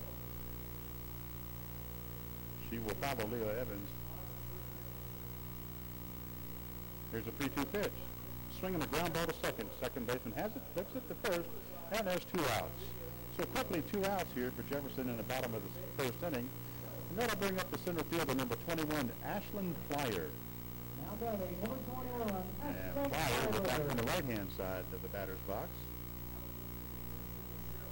Center fielder stands in there against Cameron Dove. So she's ready for the first pitch. Dove into the windup. Here it comes.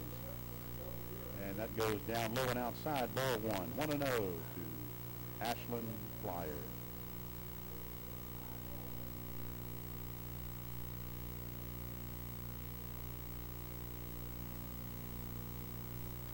There's a high fly ball hit down the right field side, and that ball is a foul ball. 1-1. Landed foul well past the first base bag onto the grass part. Foul territory. A ball and a strike to Ashlyn Flyer as Jefferson bats here in the bottom of the first. No score. Here's the 1-1 pitch. And it catches the outside corner for strike 2.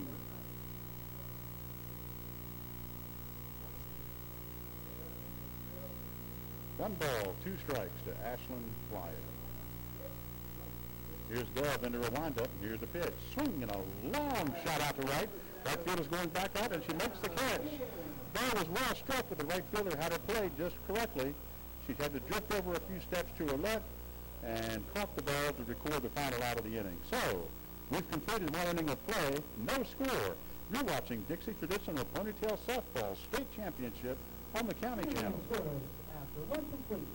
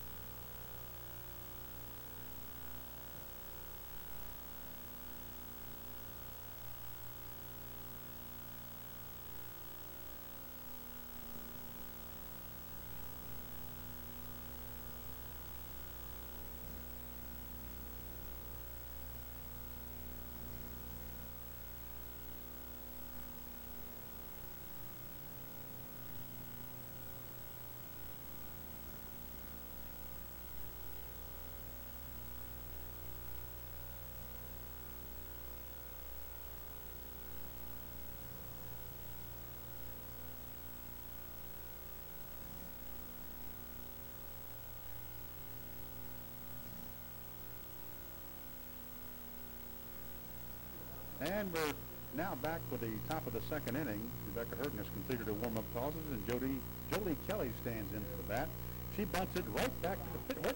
The umpire has called it a foul ball. Oh, wait a minute. Actually, the runner has been ruled out.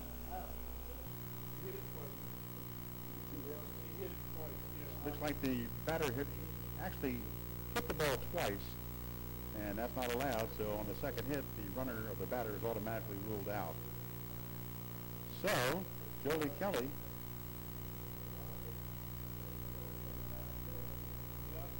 has been retired, and that will bring Ivy Gray to the plate, the Iowa first baseman wearing number 8.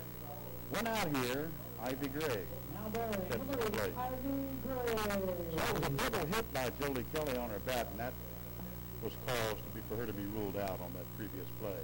Ivy Gray stands in against Rebecca Hurton. Here comes the first pitch to Gray. And it's in there for a call strike. 0-1 to Ivy Gray.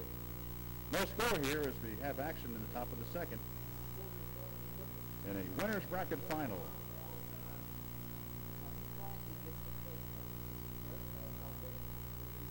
Next pitch is down lower inside. 1-1.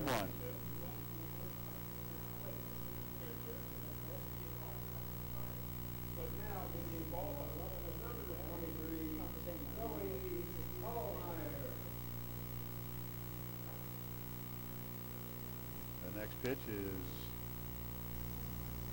misses. Looks like it's ball 2. Couldn't tell at first whether she tried to make an attempted bump, but I guess not. It's ruled ball 2. 2 balls and a strike to Ivy Gray. Here's the 2-1 pitch. She bunts it right back to the pitcher. The pitcher bobbles it, picks it up, throws to first in time to record the out. So although Hurton bobbled the ball, she still had time to make the play. That's the second out of the inning, and it'll bring up number 32, Emily Wilson. The 2 outs here in the top of the second for Ivy, and Emily Wilson, the next batter, number 32. Now batting, number 32, Emily Wilson.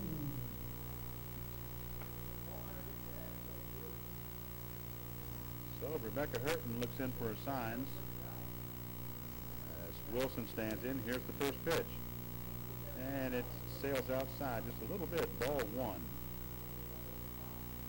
to Emily Wilson. 1-0 the count.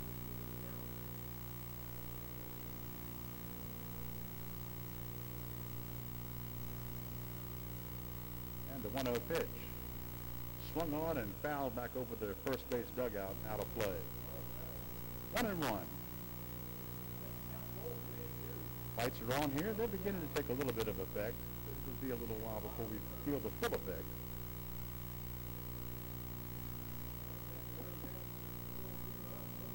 So much more comfortable for these players to play night games.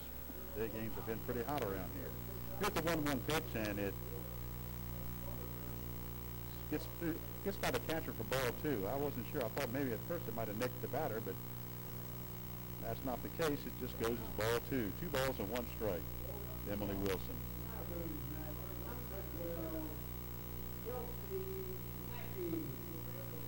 Rebecca Hurton stares in, goes into her windup. Here's the 2-1 pitch.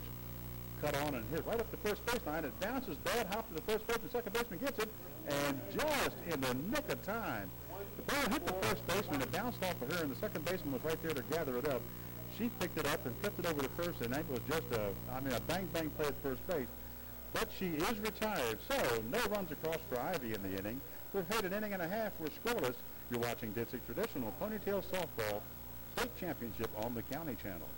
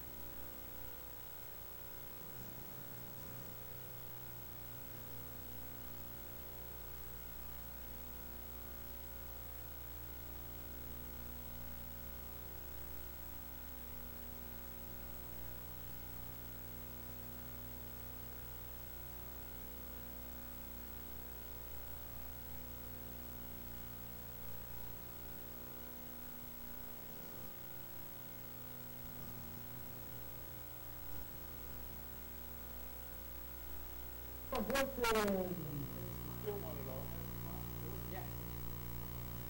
So we're back here for the bottom of the second inning. And Rebecca Hurton hits the first pitch. She puts a Hurton on it, puts it up to center fielder on a ground ball for a base hit. So Rebecca Hurton reaches on a ground ball single up the middle, just right over the bag, right to the center fielder. So Hurton's on first with nobody out. That'll bring up the shortstop, number 4, Amber Laird. Now batting number 4, Amber Laird.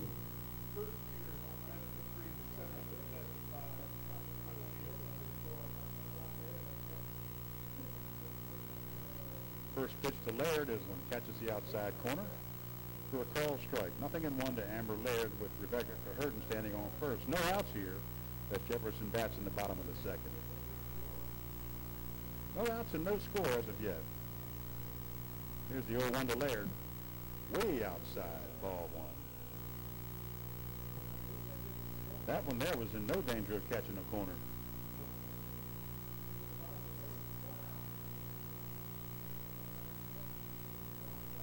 Cameron Dove stares in. Here's the 1-1 count. Swing and a miss. Strike 2. 1-2.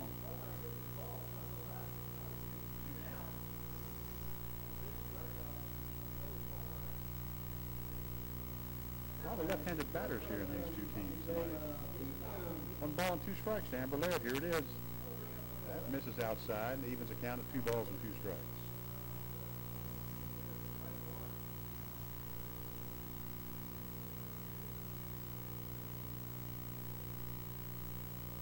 Dove looks in, goes into a windup. Here it comes. Strike 3 called on the outside corner. So Laird goes down looking for the first out of the inning for Jefferson. So 1 on, 1 out.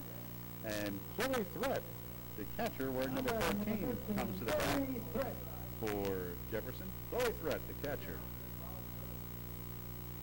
Dove looks in. And here comes the first pitch to Threat. Swinging a ground ball to third. Third baseman bounces off her arm. Looks like a bad hop bounce. And for some reason, she threw to second, and the runner was already there. There was no need for the throw. Throw goes out into right field. So 1 run has crossed the plate.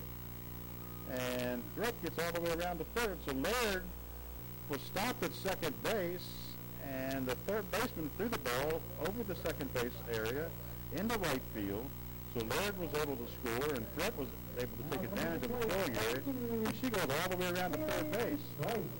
So Jefferson jumps on top 1-0 with Threat now on third, and Kaylee Price stands into the plate. He's the Jefferson third baseman with number 2, Kaylee Price. 1 on, 1 out, 1 in. First pitch misses. 1-0, Kaylee Price.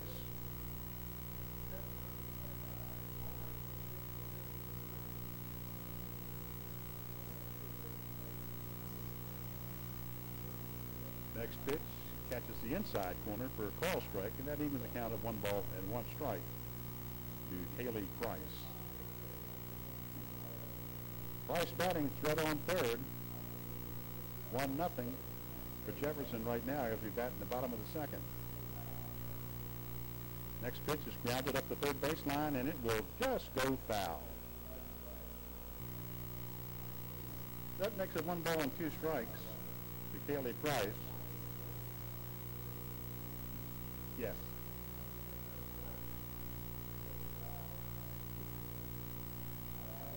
So Kaylee Price stands back in again with a 1 ball, 2 strike count. And the pitch from Dove. Swing. And a little tapper up the first baseline. And it's ruled fair. It's ruled fair. It came back. It looked like it was going to roll foul, but it rolled back into fair territory and was picked up, and the runner was tagged out. So Price is out for the second out of the inning. Threat stays at third, did not try to score. And that'll bring up Pantasia Huff, who wears uniform number 1. 2 outs here.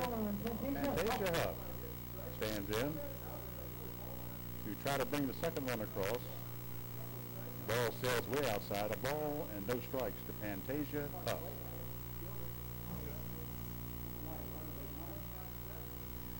Yeah, that last play was a little tricky. The ball looked like it was going to roll foul, but then it came back into fair territory. The batter really didn't run. She thought it was going to be a foul ball. By the time she realized it was fair, it was just too late. Next pitch is swung at and missed, strike one. One ball and one strike to Fantasia Huff.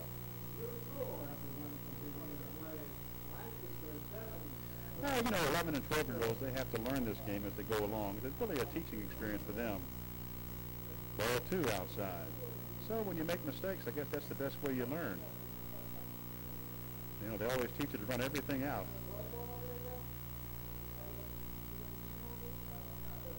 Two balls and one strike to Huff. Here it is. Swing and a miss, strike two. So that evens the count at 2 balls and 2 strikes.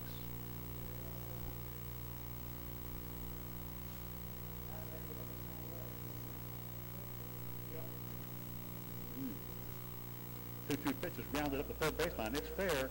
Third baseman has it, throws over to first, and that retires the side. So Jefferson comes up with 1 run here in the bottom of the second. They'll take the 1-0 lead as we go to the top of the third. 1-0 Jefferson over Iva. You're watching Dixie Traditional Ponytails Softball, the state championship on the County Channel.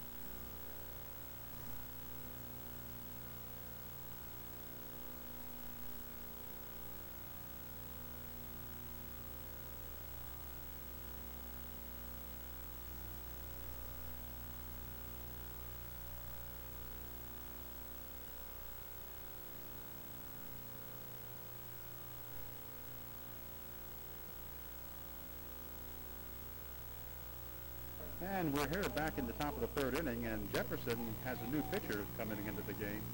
Number 18, Ginger Jenkins, now assumes position in the pitcher circle. And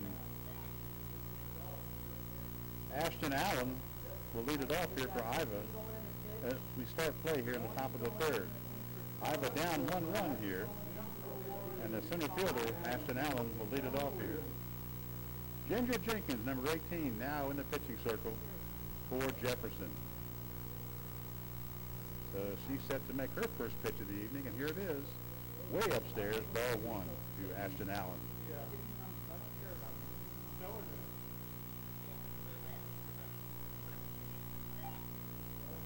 The 1-0 outside, ball 2. 2-0 to the Iva batter.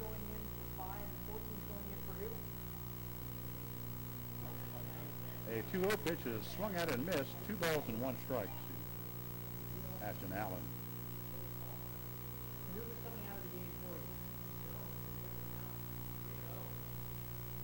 Lights are beginning to take effect here now at Oscar Frazier Park. Swing and a miss, strike 2.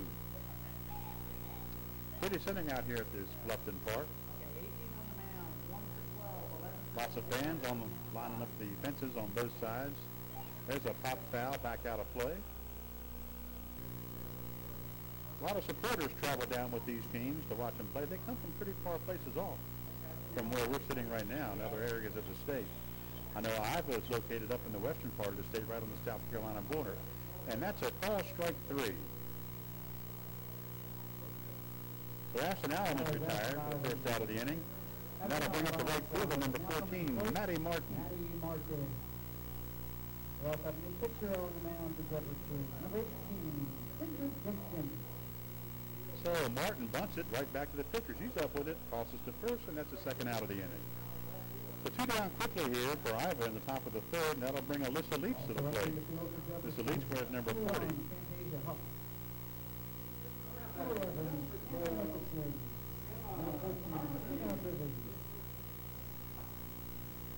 Alyssa Leach, the batter for Iva. Stares down for instructions from her coach. Now she steps into the box.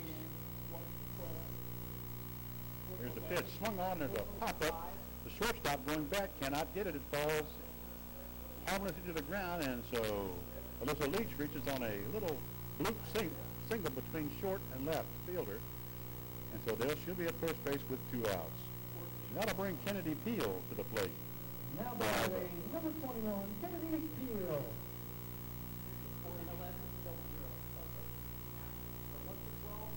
Whatever that means. Whatever that means. Swing and a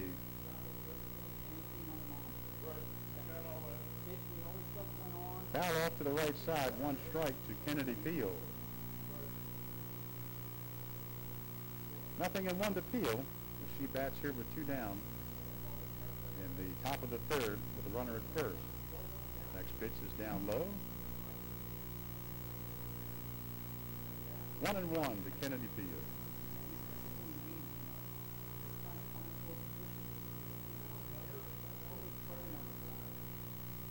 Next pitch is lined to the second base. She's up with it. She drops it. She puts to second, but not in time.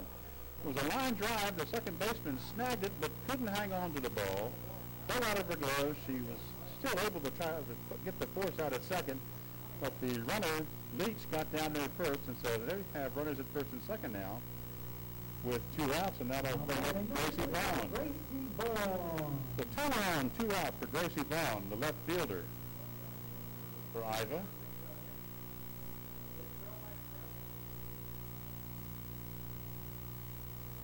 And the first pitch is inside and low, ball 1 to Gracie Vaughn. Well, that line drive, you know, it looked like Ginger Jenkins, or not Ginger Houston. I'm not sure who's playing second now. It used to be Ginger, but she's pitching. This next pitch is cut on a miss for a strike. 1-1 to Gracie Vaughn.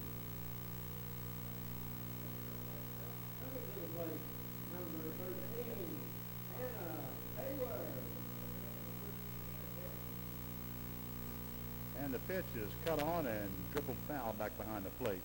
A ball and 2 strikes to Gracie Vaughn.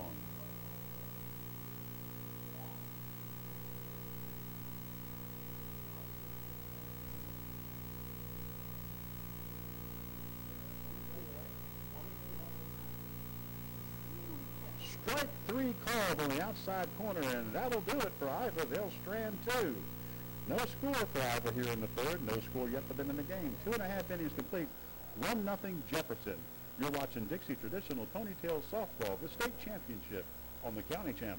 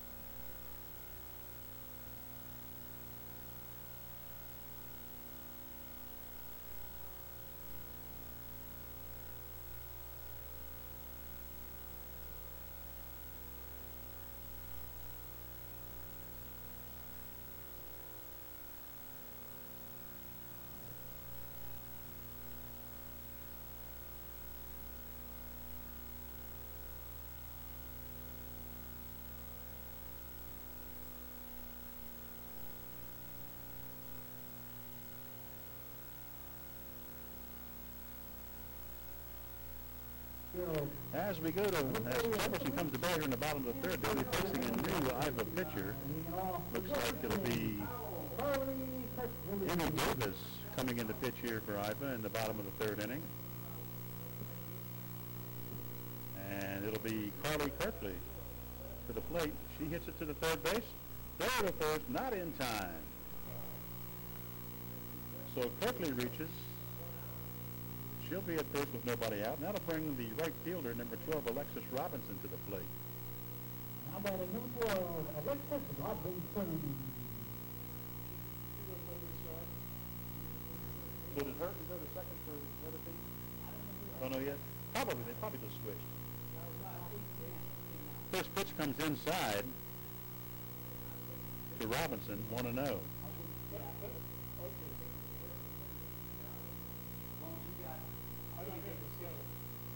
There's the 1-0 pitch, and it's lined up the middle for a base hit. Center fielder has it, throws into second, and it's in time for the force out. Little runner drive got to the center fielder. Center fielder playing pretty shallow. She was able to get it and get it to second base to force the out at second base. So, Kirkley forced out at second. Robinson reaches on the fielder's choice, and it'll bring up Nina Bevins, number 14. 1 on, 1 out for Bivens. Here's the pitch, and it's inside. She has her back away. 1-0 to Nina Bivens. You can see the center fielder here is just playing just beyond the infield skin, so she is very shallow. And it paid off that time. Strike, swing and a miss. 1-1 to Bivens. Right fielder is actually standing right on the edge of the infield skin in the grass. And there's a little fly ball, and the first baseman gets in foul territory and makes the catch.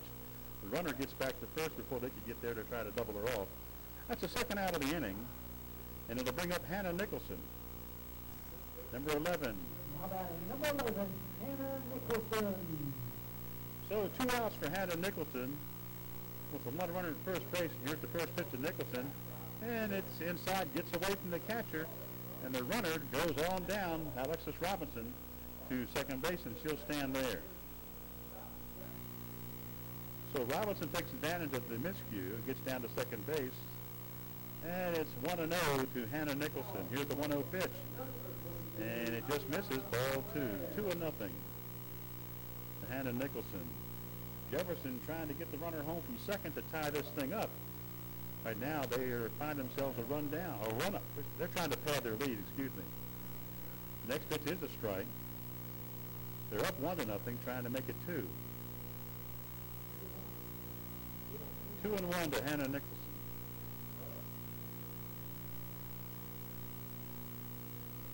Next pitch is swung on, missed, evens the count, 2-2.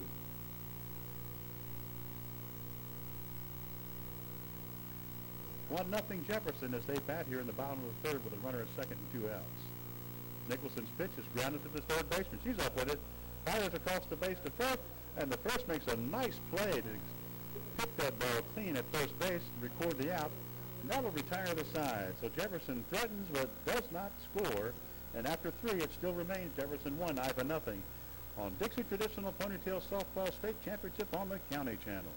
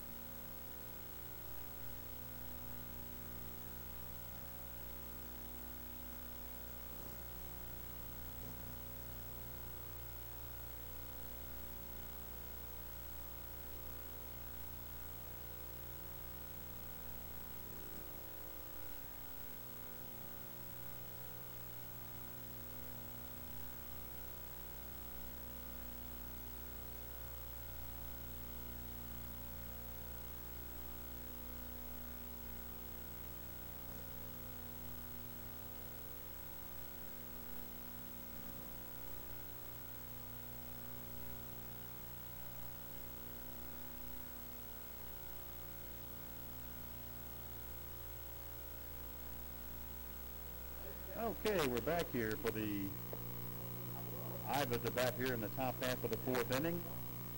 They're down 1-0, and then we go to the top of the Iva batting order with Ellie Kraft. Second baseman wearing number 4. Ellie Kraft leads it off here for Iva. First pitch is misses, ball 1. Next pitch is bunted right back to the pitcher. She's up with it. Rose to first. Safe. Kraft beats it out. Wow, that was a good, she hustled down that line, got there quickly. So Kraft is on to the infield single, and that'll bring up Cameron Dove. Now coming to play, number 13, Cameron So we're going to have a Dove. runner on with nobody out here as we start play here in the top of the fourth.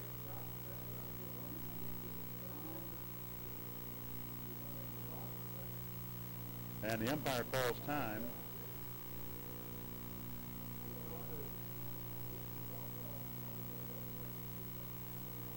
And now like we're ready to go again. So Dove stands in there. Here's the first pitch to her. She started to bunt, pulled it back, and the ball was up high and inside. 1-0.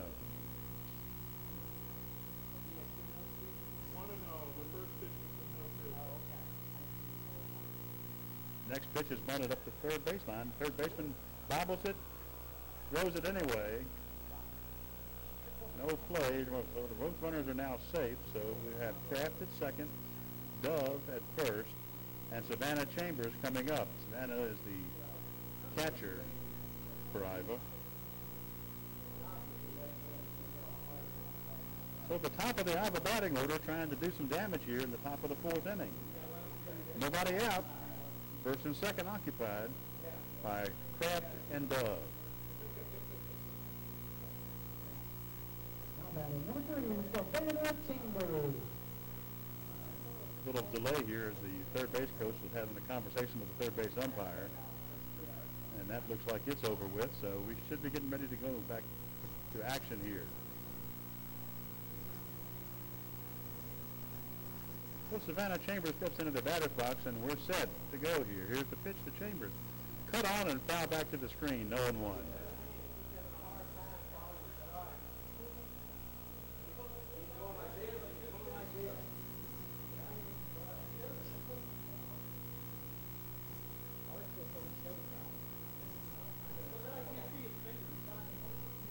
Chambers getting in some practice swings. Now she's ready. 0-1. Here's the pitch. Cut on and a little fly ball out towards the shortstop. She makes the catch. So that's the first out of the inning.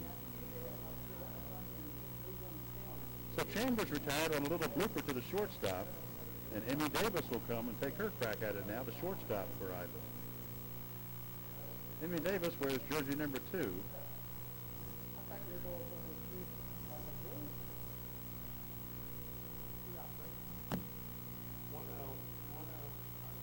So Davis stands in ready for the first pitch, and here it comes. And it's on the outside corner, strike 1. Now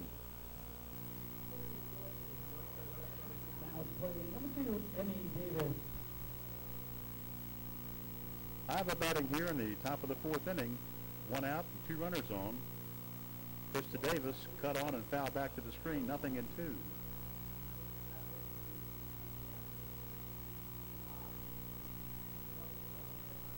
1-0 Jefferson has the lead currently. Iva trying to do something about that right now. Here's a pitch to Davis. Way upstairs. Catcher had to get up out of her crouch and stretch high to catch that one to keep it from going to the backstop. And it's a ball and 2 strikes. Now the third base coach has called time, and he's down talking with the home plate umpire, discussing something. Not sure what this is all about. He doesn't look real happy.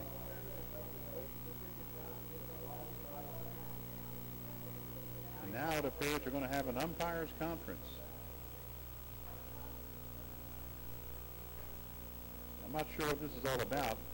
May have something to do with base runners or something. I'm not sure.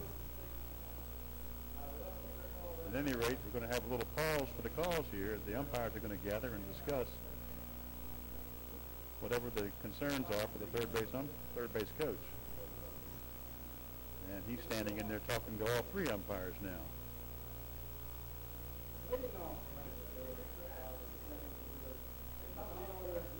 In the meantime, the defensive players on the infield have all gathered around the pitcher. They're discussing, and here comes their coach out to talk to them. The umpires are just standing and holding their positions out in the outfield grass, not moving. They're just standing there. And so the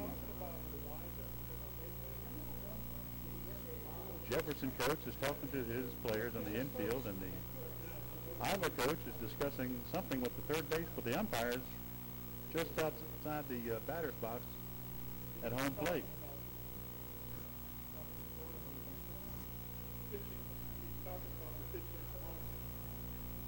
It appears that they could be discussing something about the pitcher's motion. He's making, coach is making, and the umpires are making. That appears to be what the concern is. He's concerned about the pitcher for Jefferson. Maybe she's doing something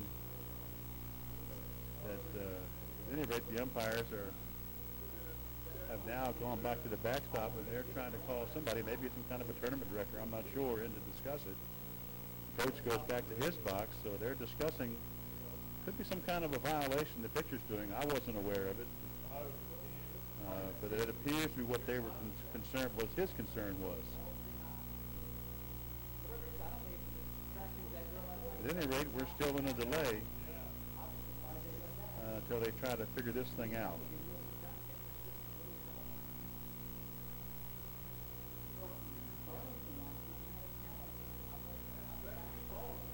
But as things stand right now, Iowa has runners at first and second, with the batter standing in with a 1-2 count. 2 outs in the inning. 1 out in the inning. It's been so long, I forgot the outs. 1 out, 1 and 2 count on the batter. Runners at first and second.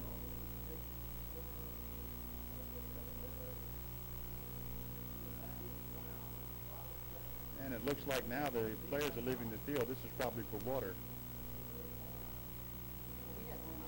So we could be in a little bit of a water break here.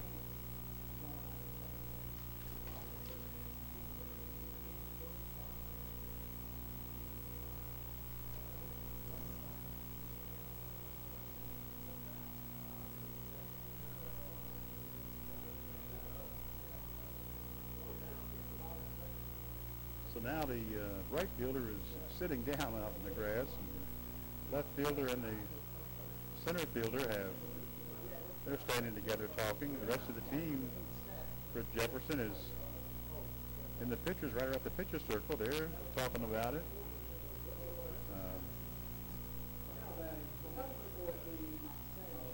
So whatever the delay is, we're not back to action yet.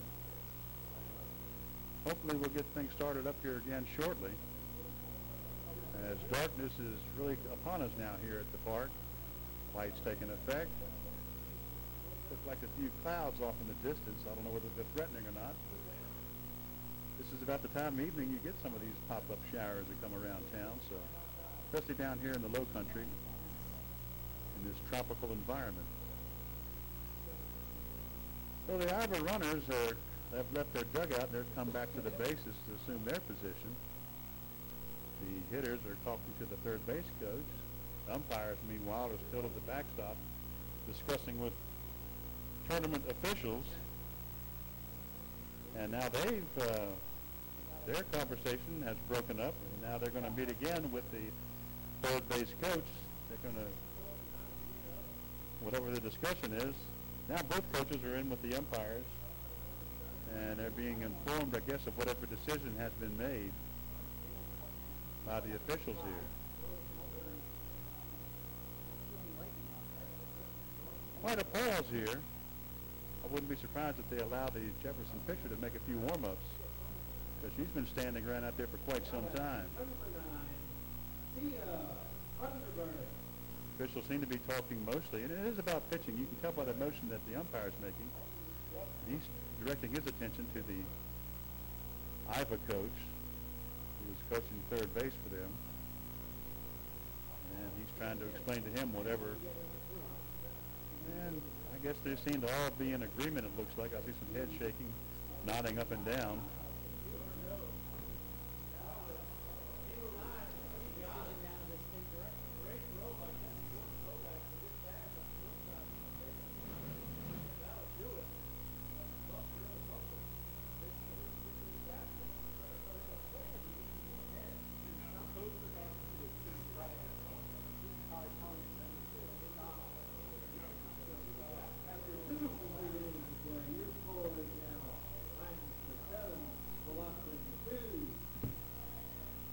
So I think we're ready to begin action again.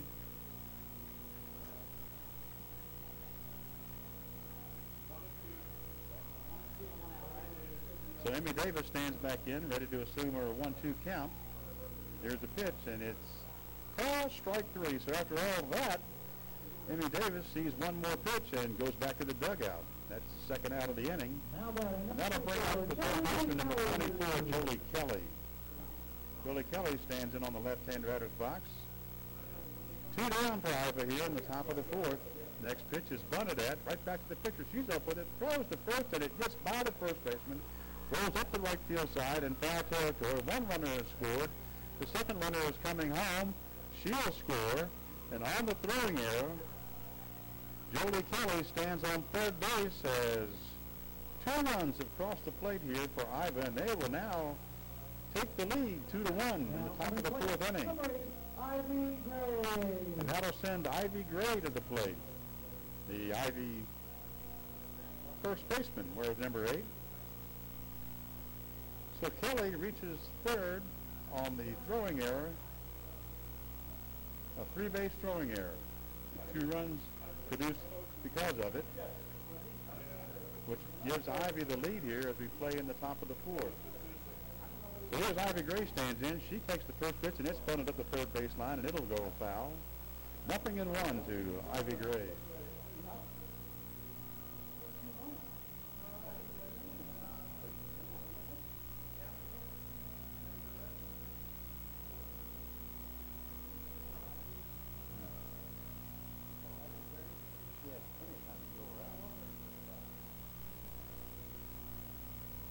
Next pitch misses, and it's 1-1. Ivy Gray batting with a 1-1 count. Jolie Kelly standing at third. 2 runs across so far here in the fourth for Ivy. They've erased a 1-run deficit, and now they lead it by 1 run. Next pitch is up and away for a ball. 2 balls and 1 strike.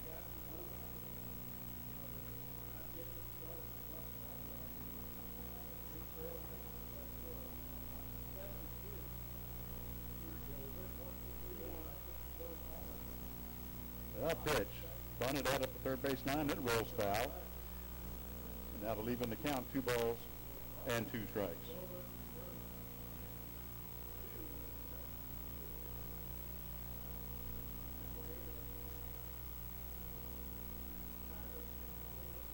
Kelly at third as Gray bats here with a 2-2 count. 2 outs. Swung on and lined up the middle. Shortstop has it. Throw across the first. Not in time, and that scores another run. So she beats it out for an infield hit as Jolie Kelly crosses the plate for the third Ivy run. Now coming to the plate for number 32, Emily Wilson. And that'll bring number 32, Emily Wilson, to the plate with a runner on. Ivy has scored 3 runs here so far here in the top of the fourth inning. Emily Wilson bats, and here's the first pitch to her. It's up over her head for ball 1. Emily was ducking to avoid that one a little bit. The ball sailed right over top of her helmet.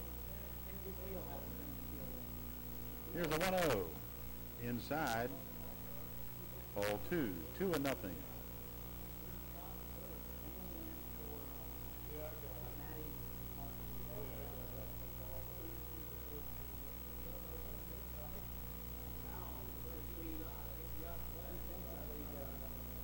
Pitch gets away from the catcher, and that allows a runner. Gray to get down to second base, and so she stands out there with 2 outs. And a 3-0 count on Wilson.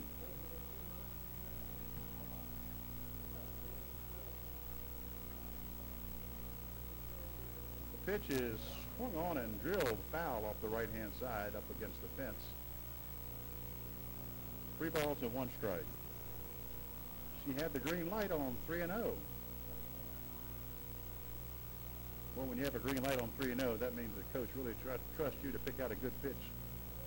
The next pitch, 3-1, is grounded up the middle. The second shortstop touches the ball, catches it. The second baseman, or the center fielder, came in and got it. And that runner is safe at first. The other runner gets down to third base, so now runners are on the corners. Now batting number 5, Ashton Allen. So Wilson reaches on the deflected single, and Ashton Allen will come to bat here, center fielder. First and third, 2 outs. Iva threatens to build to this lead.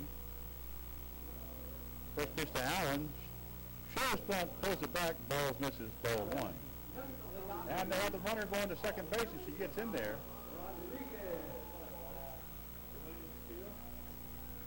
So Wilson saw an opening and took it. Now the runners are at second and third.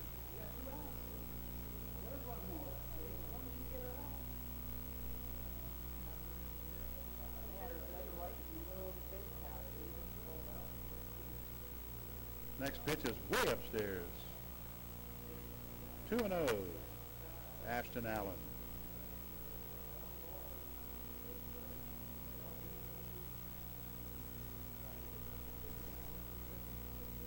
Next pitch is cut on and hit out to left field. That's going to be between. The left fielder will get it. 1 run is in.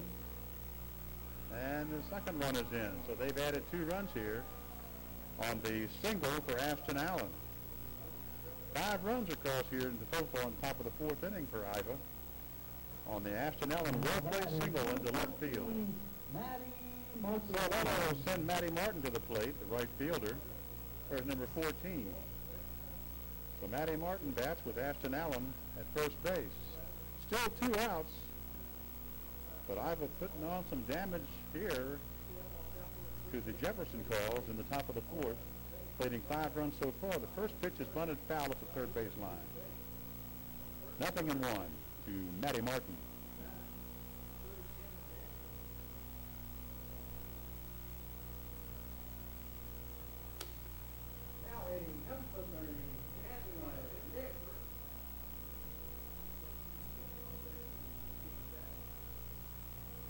So Martin stands back in, and she's ready for the next pitch. And here it comes. And it's down low for a ball. 1-1.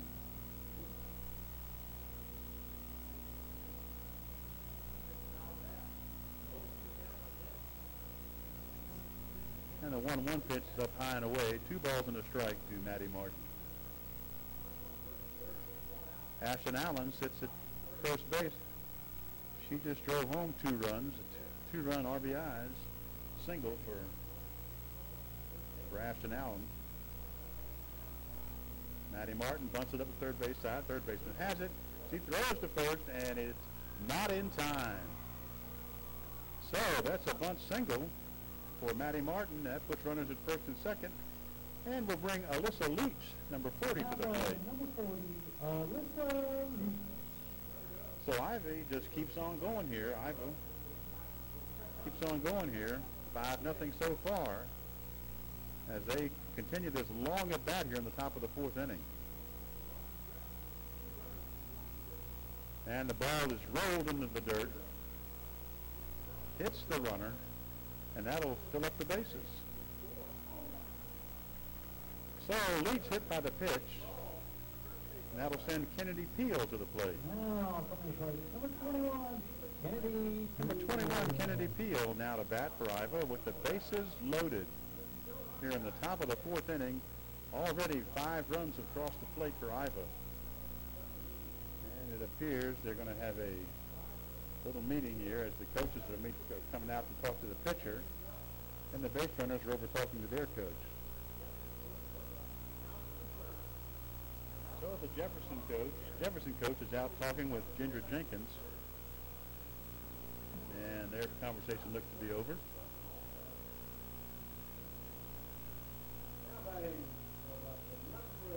So the base runners hustle back to their bases, and Kennedy Peel steps in, ready to accept the next pitch. And here it is. It misses. Ball 1-0. There's nowhere to put her. The bases are full of Iva runners. 1-0 to Peel. Here it is. And it's called a strike on the outside corner at the knees. 1-1 to Peel.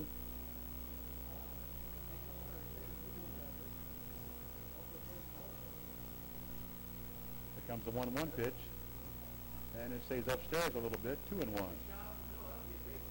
Had the plate, but it was just up high.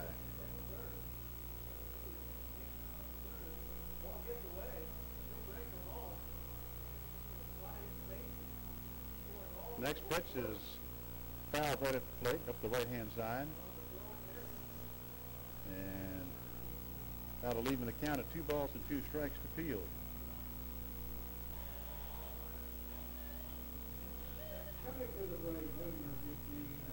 Five to 1 as Iva bats here in the top of the 4th. Next pitch is upstairs, 3 balls and 2 strikes. So the count is full, and there's just nowhere to put her. If she walks, it'll drive in another run. So the Jefferson pitcher has to come in with a strike here, and it does not. Ball gets away, but it's ball 4 just the same. That forces in the 6th Iva run here in the 4th inning. 6-0 Iva. And that'll send Gracie Vaughn to the plate.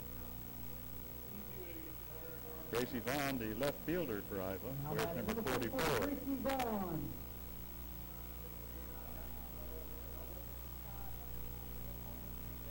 Here's the pitch to Vaughn, and she lines it, and it just goes foul past first base. That would have done some damage if it had stayed fair, but little line drive goes foul. No balls and a strike to Gracie Vaughn. They don't want to watch it blow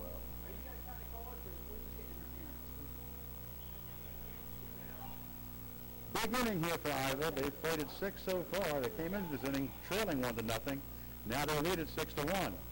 Here's the pitch, and it misses. 1-1 to Gracie Vaughn.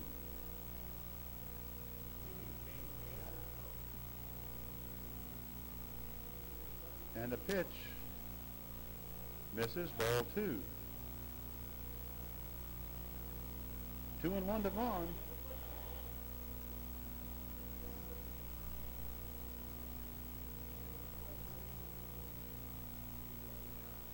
Next pitch misses at 3-1. So Ginger Jenkins in danger here of walking another runner home. It's already 6-1. May have a 3-1 count. She has to come in with a strike. He's into a windup, and here it is. That'll be ball 4.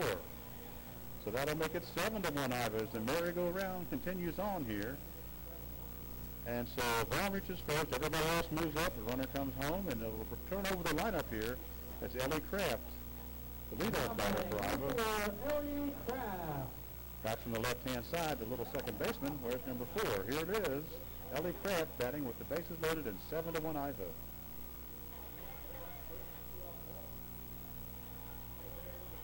There's the pitch to Kraft. And it's in there for a call strike. So Jenkins finally found the strike zone here, and that gets her ahead in the count, 0-1 to Kraft.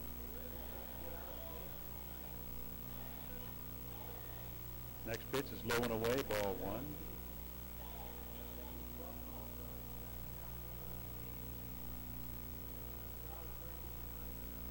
1. Long inning for Iva, long inning for Jefferson to be out in the field.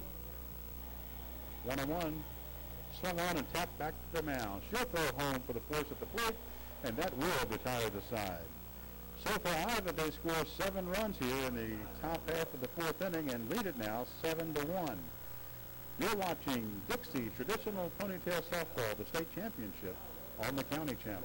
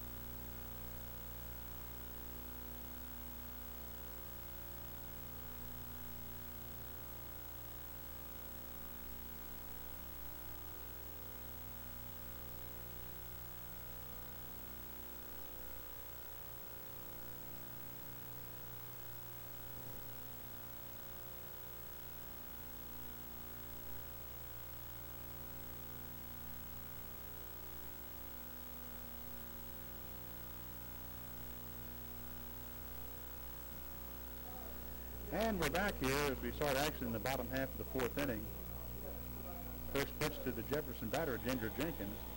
The pitcher, number 18, goes outside for ball 1. Ball 1 to Ginger Jenkins. Jefferson started, when they last batted, they were leading 1-0, and now this next time at bat, they're trailing 7-1. So they've got some work to do to get back in this game as they bat here in the bottom half of the 4th inning. It's the top of the batting order, though, with Ginger Jenkins, so we'll see what they can do here, try and catch up. He's not ready to throw Coach out. He just threw him out. I believe the coach the umpire has gone over to the Iva dugout and was pointing at something. I believe he might have had some words for the coach. At any rate, it's 1-0 to Jenkins. Next pitch sails inside, 2 balls and no strikes. 3-0, excuse me, I missed the pitch here. 3-0 to the Jefferson leadoff batter, Ginger Jenkins. Next pitch is in there for a call strike, 3-1.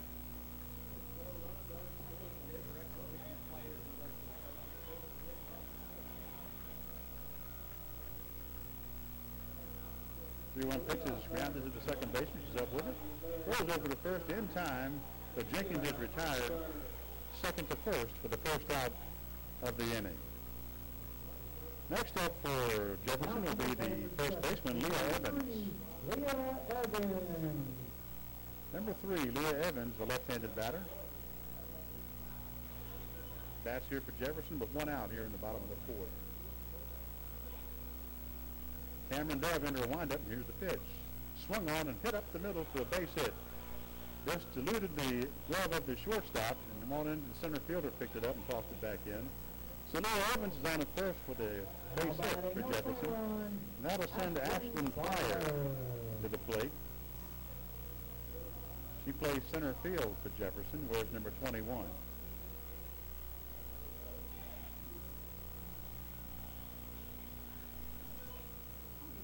First pitch to Pryor, swung on and fouled off.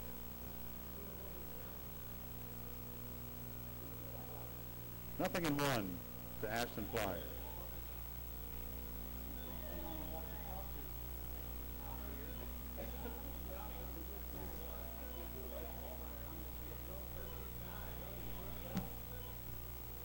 Next pitch to Flyer is outside, ball one. 1 ball, 1 strike to Ashland Flyer.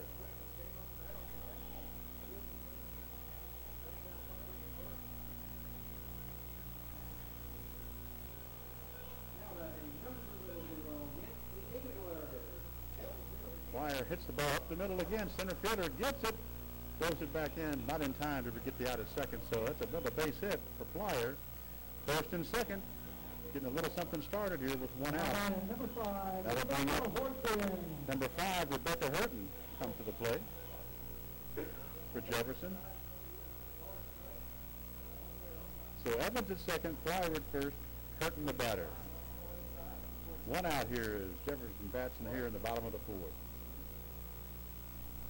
Pitch to Hurton, swung on and running to the short. Oh, it got right between the wickets of the shortstop. And 1 run will cross the plate. The throw back in eludes the shortstop. And the runner goes around from first to third. So Flyer scores. Now batting, number 4, Amber Laird. For the shortstop, number 4, Amber Laird bats with runners at the corners. And 1 run across for Jefferson here so far. It's still only 1 out.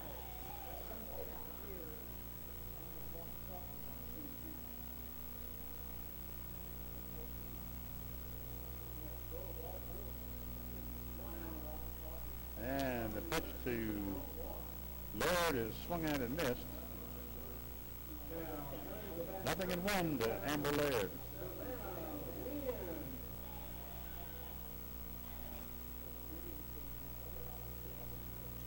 The next pitch is popped up. Third baseman comes in, makes the catch. She checks the runner at third. No advancement there. That's the 2nd out of the inning, and it'll bring Chloe Threat to the plate, the Jefferson catcher. Now batting, number 13. There's number 13. The 2 outs here for Jefferson as they've plated 1 run so far here. Runners on the corners for Threat.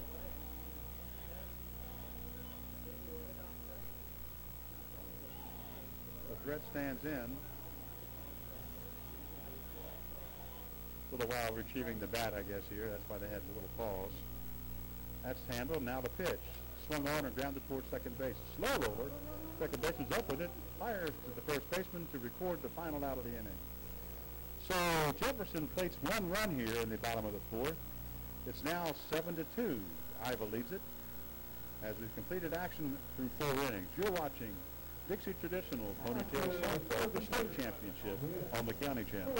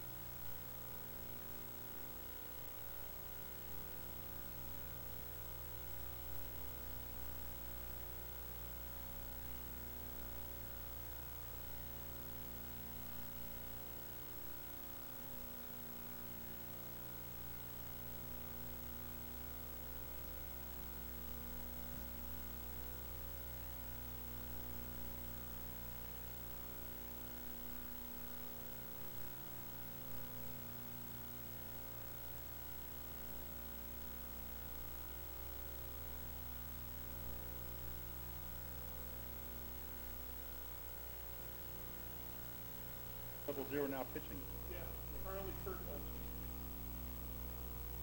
Leading off Bravo for number 13, Cameron All right, we'll Dove. start action here in the top of the 5th inning. Iowa will send up their pitcher, Cameron Dove, and she'll be facing a new pitcher for Jefferson, 00. Carly Kirkley is in to throw now, pitch for the Jefferson team. And her first pitch sails outside and wide for ball 1 to Cameron Dove. Top of the 5th, Iowa on top, 7-2. Cameron Dove, the Iowa pitcher, at bat. There's the pitch, and it's attempted to bunt at and called a strike.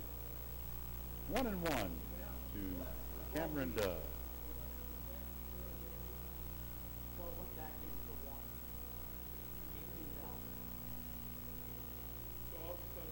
Here's the 1-1 pitch. It misses. 2-1.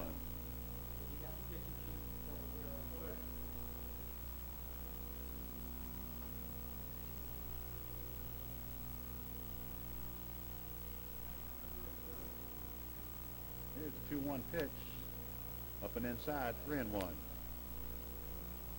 So Jenkins just goes to the sub. She was good at that time.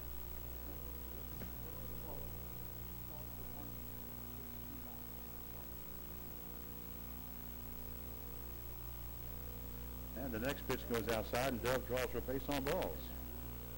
So Dove leads the leadoff walk here in the top of the 5th for Iowa. And that'll bring Savannah Chambers to the plate. Chambers, the catcher for Iowa. Number 3, Savannah Chambers.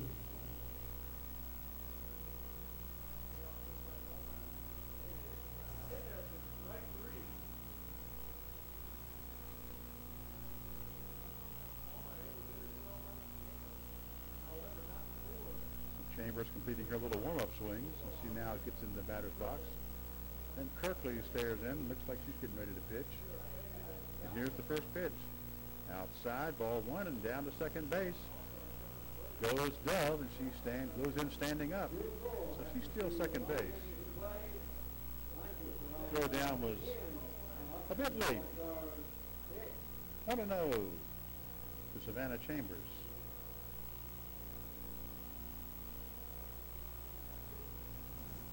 Here's the pitch. It misses. 2-0.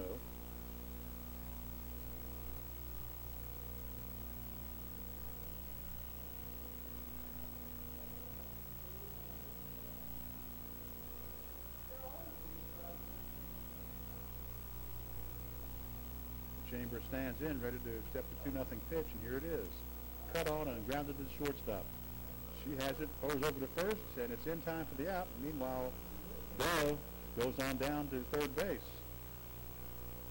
So a productive out in a way.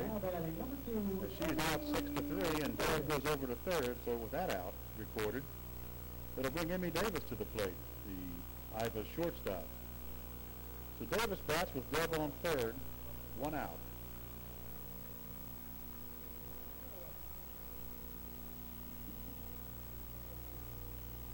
Kirkley looks in, goes into a windup, and the first pitch misses inside, 1-0.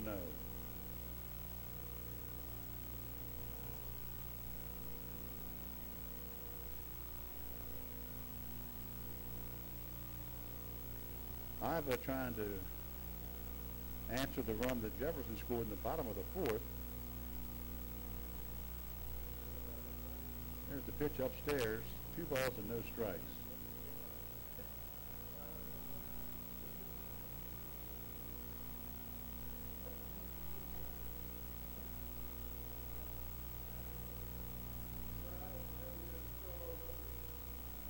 Nothing to Davis.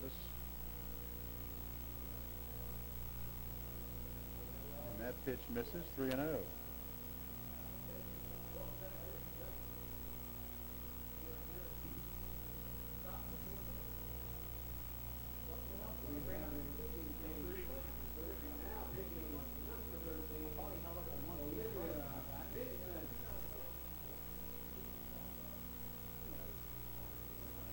Here's a 3-0 pitch. Way upstairs and away, ball 4. So Davis draws the base on balls, and that put runners on the corners. And she just keeps on running right on around the second base. She never stopped. She just kept on going. Now batting number 24. So Joey Kelly will bat here now with runners at second and third, the Iva third baseman. I guess time was not called, and so she just kept on going. For the next pitch, she attempted the bunt but pulled the bat back, and it goes inside, ball one. 1-0 to Jolie Kelly.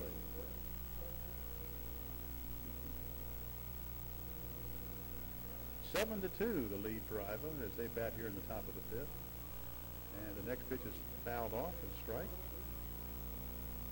And she's called, I'm thinking she might have been called out here. Maybe a double hit again. No, it looks like she's called out. So that's the first out of the inning. Must have been a double tap or something, double hit. But anyway, that Kelly is out, and that'll bring Ivy Gray to the plate. And the coaches and the umpire are having a little discussion here. That seems to be breaking up.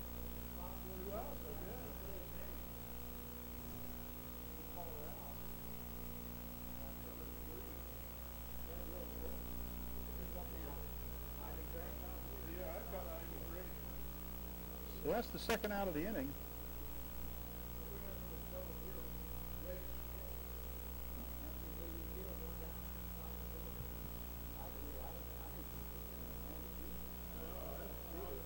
It appears maybe a coach may have been tossed. I'm really not sure. They're waiting for something, and it may be for the coach to leave the area. He has to leave the field, leave the area if he was tossed from the game. And, you know, it's been a lot of discussions with this coach all night long for Ivy and our Iva. And it could be that they just had enough. So the Iva coach evidently was expelled from the game, and he's had to leave the field, and I hear that he has left the field. So they'll pause the action until he's gone. Now batting number 8, And Ivy Gray. now Ivy Gray stands in. Runners at second and third with 2 outs. And the pitch is called a strike. 0-1 to Ivy Gray. I'm not sure, but that may be the first coach ejection of the tournament. I haven't heard of anybody else being tossed yet. Next pitch is bunted at and fouled. 0-2 to Ivy Gray.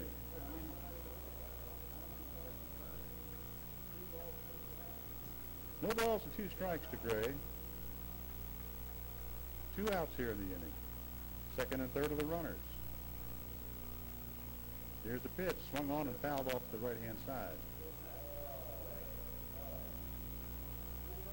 Iva, a base hit away from a couple of more runs crossing the plate, but there are 2 outs in the inning.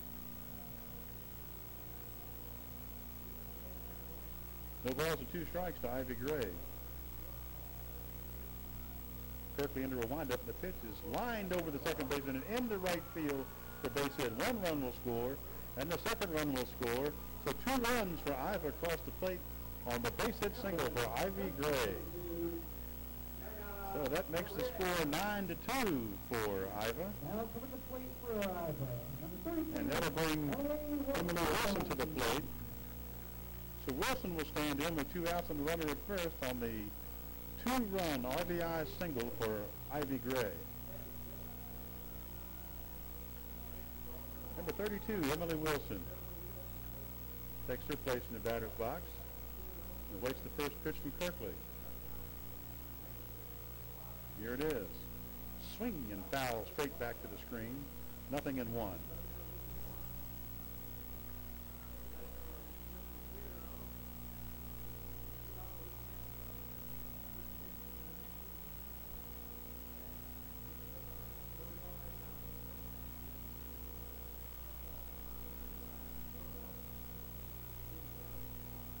Next pitch misses, goes back to the backstop for ball one, and the runner, Gray, gets down to second base on the pass ball or the wild pitch.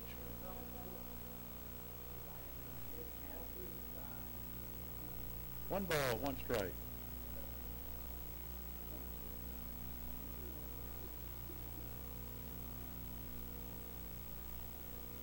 And the pitch to Wilson is in on the inside corner for a called strike. 1-2 to Wilson. Iowa has already played 2 runs this inning to increase their lead to 9-2. With Gray on second base with 2 out. Here's the pitch. Swing and a miss. Strike 3, and that will retire the side. So for Iowa, they'll score 2 runs here in the top of the 5th and take a 9-2 lead after 4 1/2 innings of play. You're watching Dixie Traditional Ponytail Softball State Championship on the County Channel.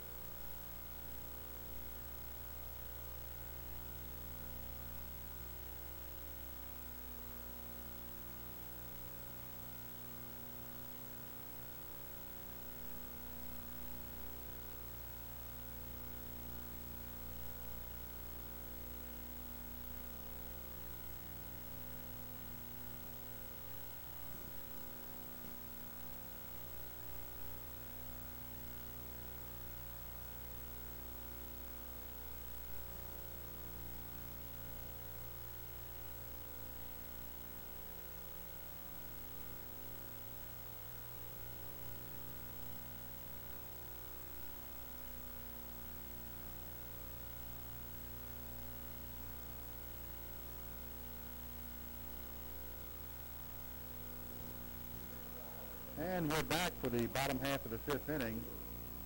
Jefferson comes to the plate, trailing 9-2.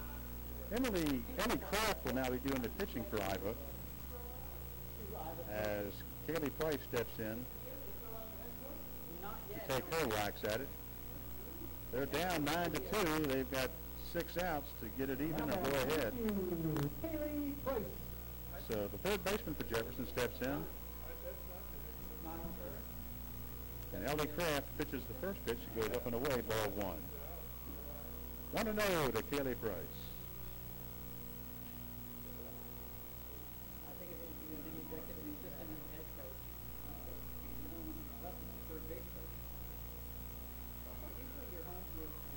Next pitch misses, 2-0.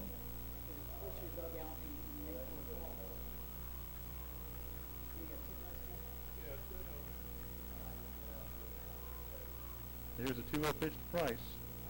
It catches the corner, strike 1. 2 balls and 1 strike to Kaylee Price. Jefferson finds himself in a pretty big hole here, trailing by 7 runs, and only 2 innings left to play. So they got 6 outs to get 7 runs to equal this thing. That's a tall order for them to do right here. Next pitch is grounded, and that's going to be a base hit. Shortstop made a dive for it, couldn't come up with it. It's handled by the left fielder, and she tosses it back into second base. So Price reaches on a ground ball single to left. And that'll bring up the right fielder, Pantasia Huff.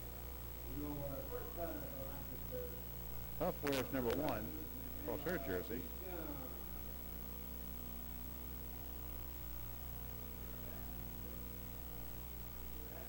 And the first pitch to Huff. Misses, ball 1.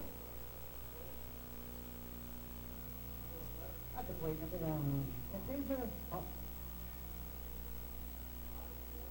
1-0 to Fantasia Huff. Here it comes, swinging a ground ball to third. She's up with it.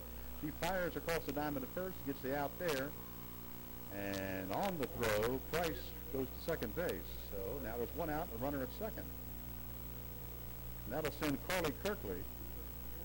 The Jefferson pitcher comes to the plate.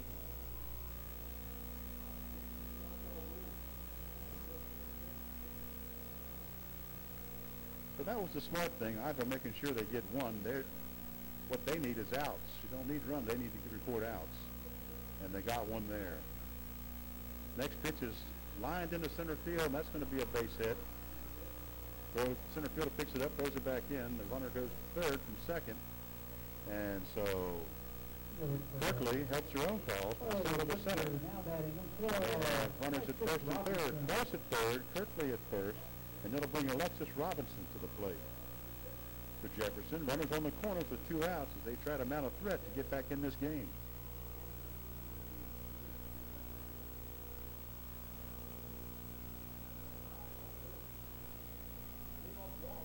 Here's the pitch.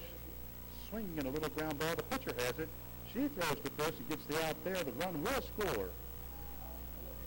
So the run scores here for Jefferson to make it 9-3. When Robinson thrown out at first, Kirkley takes second, and that'll bring Nina Bivens to the plate. So 1 run across here so far for Jefferson to make the score 9-3. And Nina Bivens strides in, the second baseman. 2 outs in the inning. Swing and a miss. Strike 1 to Bivens.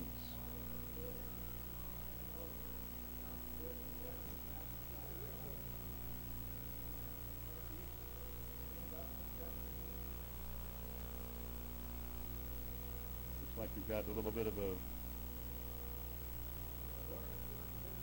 batter. Looks like she's hurt herself somehow. I know she wasn't hit by a pitch, but somehow she's in a little bit of pain. She's coach and umpire beside her, Nina Bivens. Well, maybe she hurt herself on the swing or something. I'm not sure what she did. But she's now crouched down. Not exactly sure where she's hurt.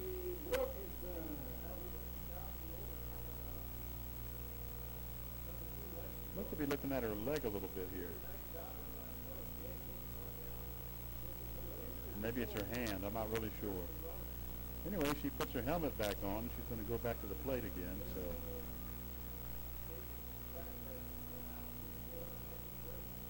Nina Bivens getting ready to step back in with the 0-1 count. 2 outs, runners at second base here.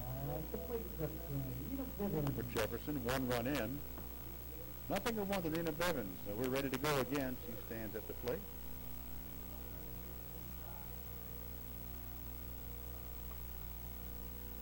And Kraft looks in.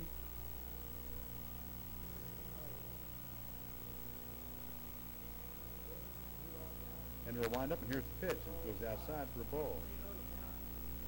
A ball on the strike to Nina Bivens.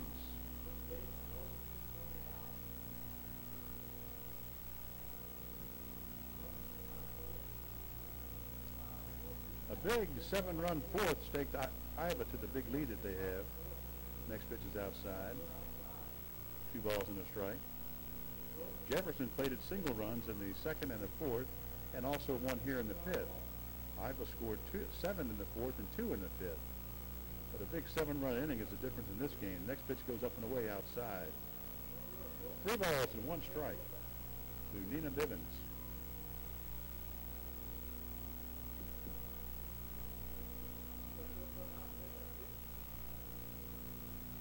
Next pitch is up and away, and she'll draw a base on ball. So Bivens reaches. She reaches on a walk, and it'll bring Hannah Nicholson, the left fielder, Now batting, number for 11, Jefferson. Hannah Nicholson. Number 11, Hannah Nicholson. She's the 12th batter in their lineup, the bottom of the order. Let's see if she can do any damage here for Jefferson. We've got a long road to go here to get back in this game. Here's the pitch. Swing and little dribbler up the line. It's going to be ruled foul by the home plate umpire. So a foul ball ruled here. 0-1 the count to Nicholson. All the runners that advanced up, they'll return to their bases at first and second.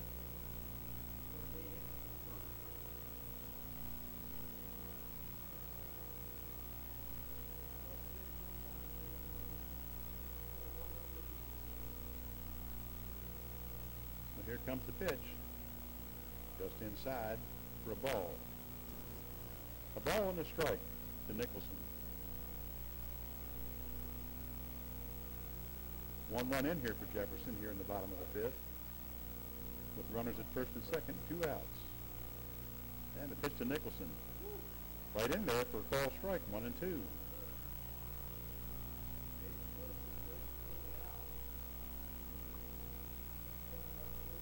Ellie Kraft in there doing the pitching now for Iva. He started this inning. And now they're going to say the umpire is calling a balk, and runners are moving up. And that'll make the count 2 balls and 2 strikes, it looks like. So the runners move up on the balk by the Iva pitcher. Here's the 2-2 count, and it's swung on and fouled at the plate. The count remains 2 balls and 2 strikes to Hannah Nicholson. Well, I'll tell you, if the Iva coaches were here, next is out, strike 3 call, so that retires the side. So for Jefferson, they'll score 1 run in the inning and now trail it 9-3. We've completed 5 innings of play. Iva 9, Jefferson 3. You're watching Dixie Traditional Ponytail Softball, the state championship on the county channel.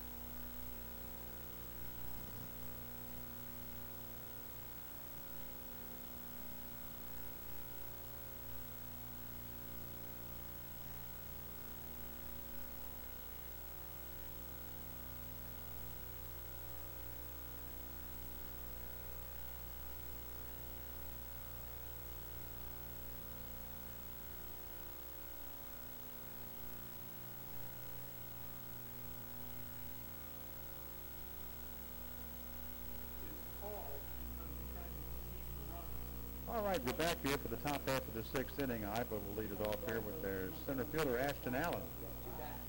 Currently, they hold a 9-3 lead over Jefferson as they bat here in the top of inning number 6.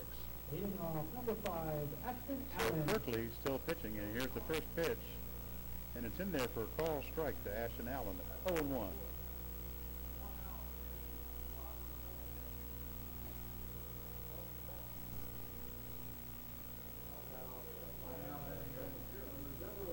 Next pitch is rounded to second baseman. She has it, throws to first in time for the out. So Allen grounds out 4-3 for the first out of the top of the sixth inning for Iowa. And that'll bring Maddie Martin to the plate. Maddie Martin, the Iowa right fielder, wears number 14.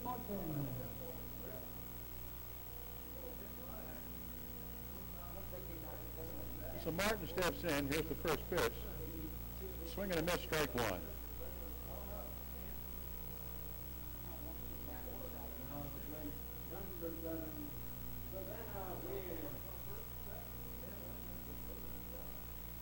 And the pitch. There's a bunt, and it's going right back to the pitcher. He's up with it, throws to first, in time for the out. That's the second out of the inning for Iowa. I'm going to bring Alyssa Leach to bat. Alyssa Leach, number 40, bats here for Iowa with 2 outs in the top of the sixth.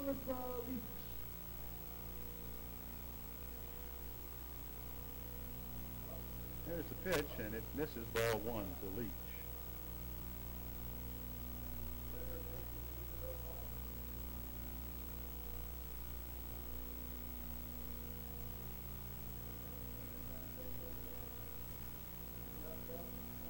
Second pitch to Leach is in the air for a strike. Evens the count at a ball and a strike.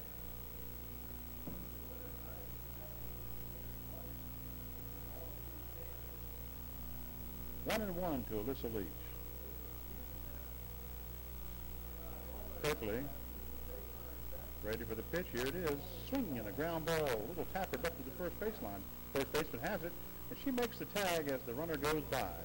And that'll do it for Iowa here in the sixth inning. No runs, no hits, no errors, nobody left.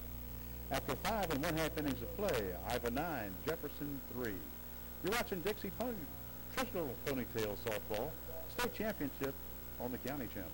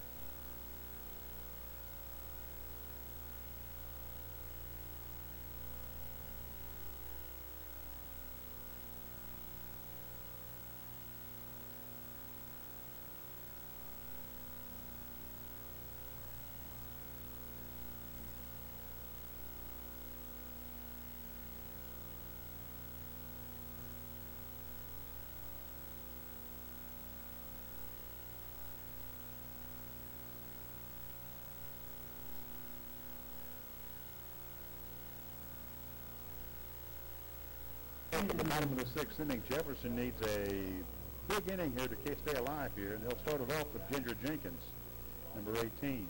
First pitch is in there for a call strike, 0-1 to Jenkins. Jefferson Bats here trailing 9-3. They need 6 runs to extend the game, 7 runs to win it. The 0-1 pitch to Jenkins. Low and away, ball 1. 1 ball, 1 strike to Ginger Jenkins. This being a winner's bracket game, the loser is not out of the tournament of this game. They'll play tomorrow at 6 o'clock. The next pitch is a little bloop shot past the shortstop in front of the center fielder, and a base hit for Ginger Jenkins. So Jenkins reaches first on the little pop single, and it'll bring Leah Evans to the plate.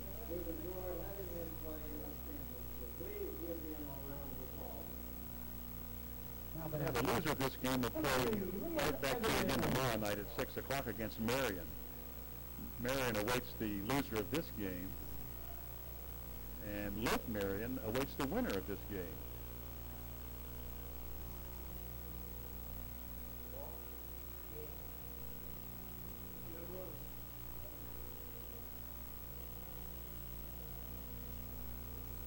And pitch to Evans. The strike. So it's 1-1 to Leah Evans here.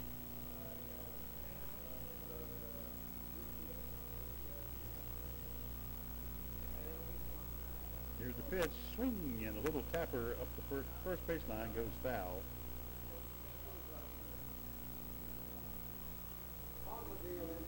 Ball and 2 strikes to Leah Evans.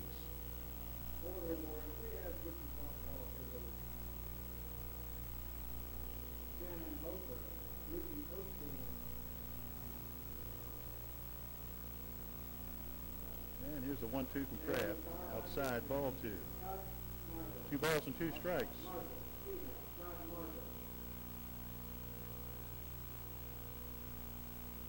Jenkins stands at first on her pop fly single to behind the shortstop. Evans stands in with a 2-2 count, and here it is. It misses, ball 3. 3 balls and 2 strikes to Leah Evans.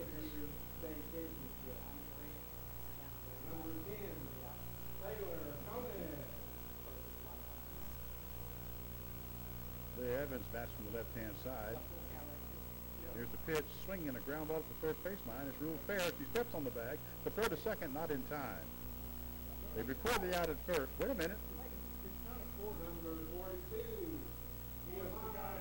Evidently they ruled the ball foul. It looked like the first base umpire had his hand pointed in fair territory, but evidently the home plate umpire ruled it foul. So we'll do it all over again. No outs. There's a runner up the middle to the center fielder. She has it, throws it back in, but not in time to get the runner going to second. So after all that, Leah Evans gets a ground ball single to center, and that puts the first 2 runners at first and second. Jenkins at second, Evans at first.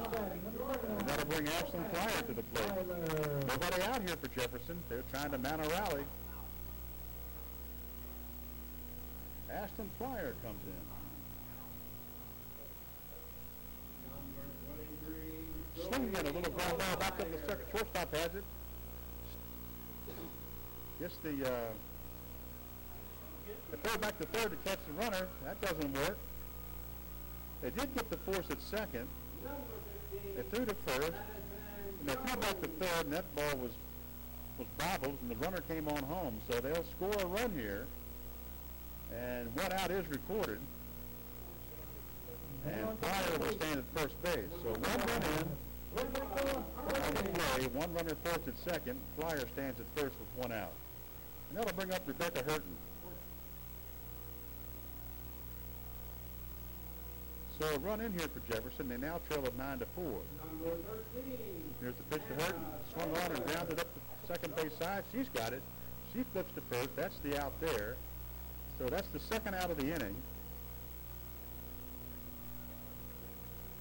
Flyer moves to second on the put out, and it'll bring Amber Laird to the plate. So Flyer stands at second with 2 outs, and Laird will stand at bat here. He's back to the left-hand side. Jefferson down to their last out here in the bottom of the 6th, trailing by 5 runs. And the pitch is cut on and missed. Tried to check her swing, but she couldn't do it. It was ruled a strike, so it's 0-1 to Amber Laird. Number 22, Ariana Perez. Next pitch is grounded right back to the pitcher. She's got it. Throws to first. In time for the out, and that's the ball game. So Iowa will advance to the 8 o'clock game tomorrow night. And Jefferson will play at 6 o'clock right here on this field. So the final score ends up 9-4, Iowa on top. That's the end of this game. That's the last game of the night. They're going to line up here to slap hands. The final 9-4. You've been watching Dixie Traditional Ponytail Softball, the state championship, here on the County Channel. I'm Jim Taylor. Have a good evening.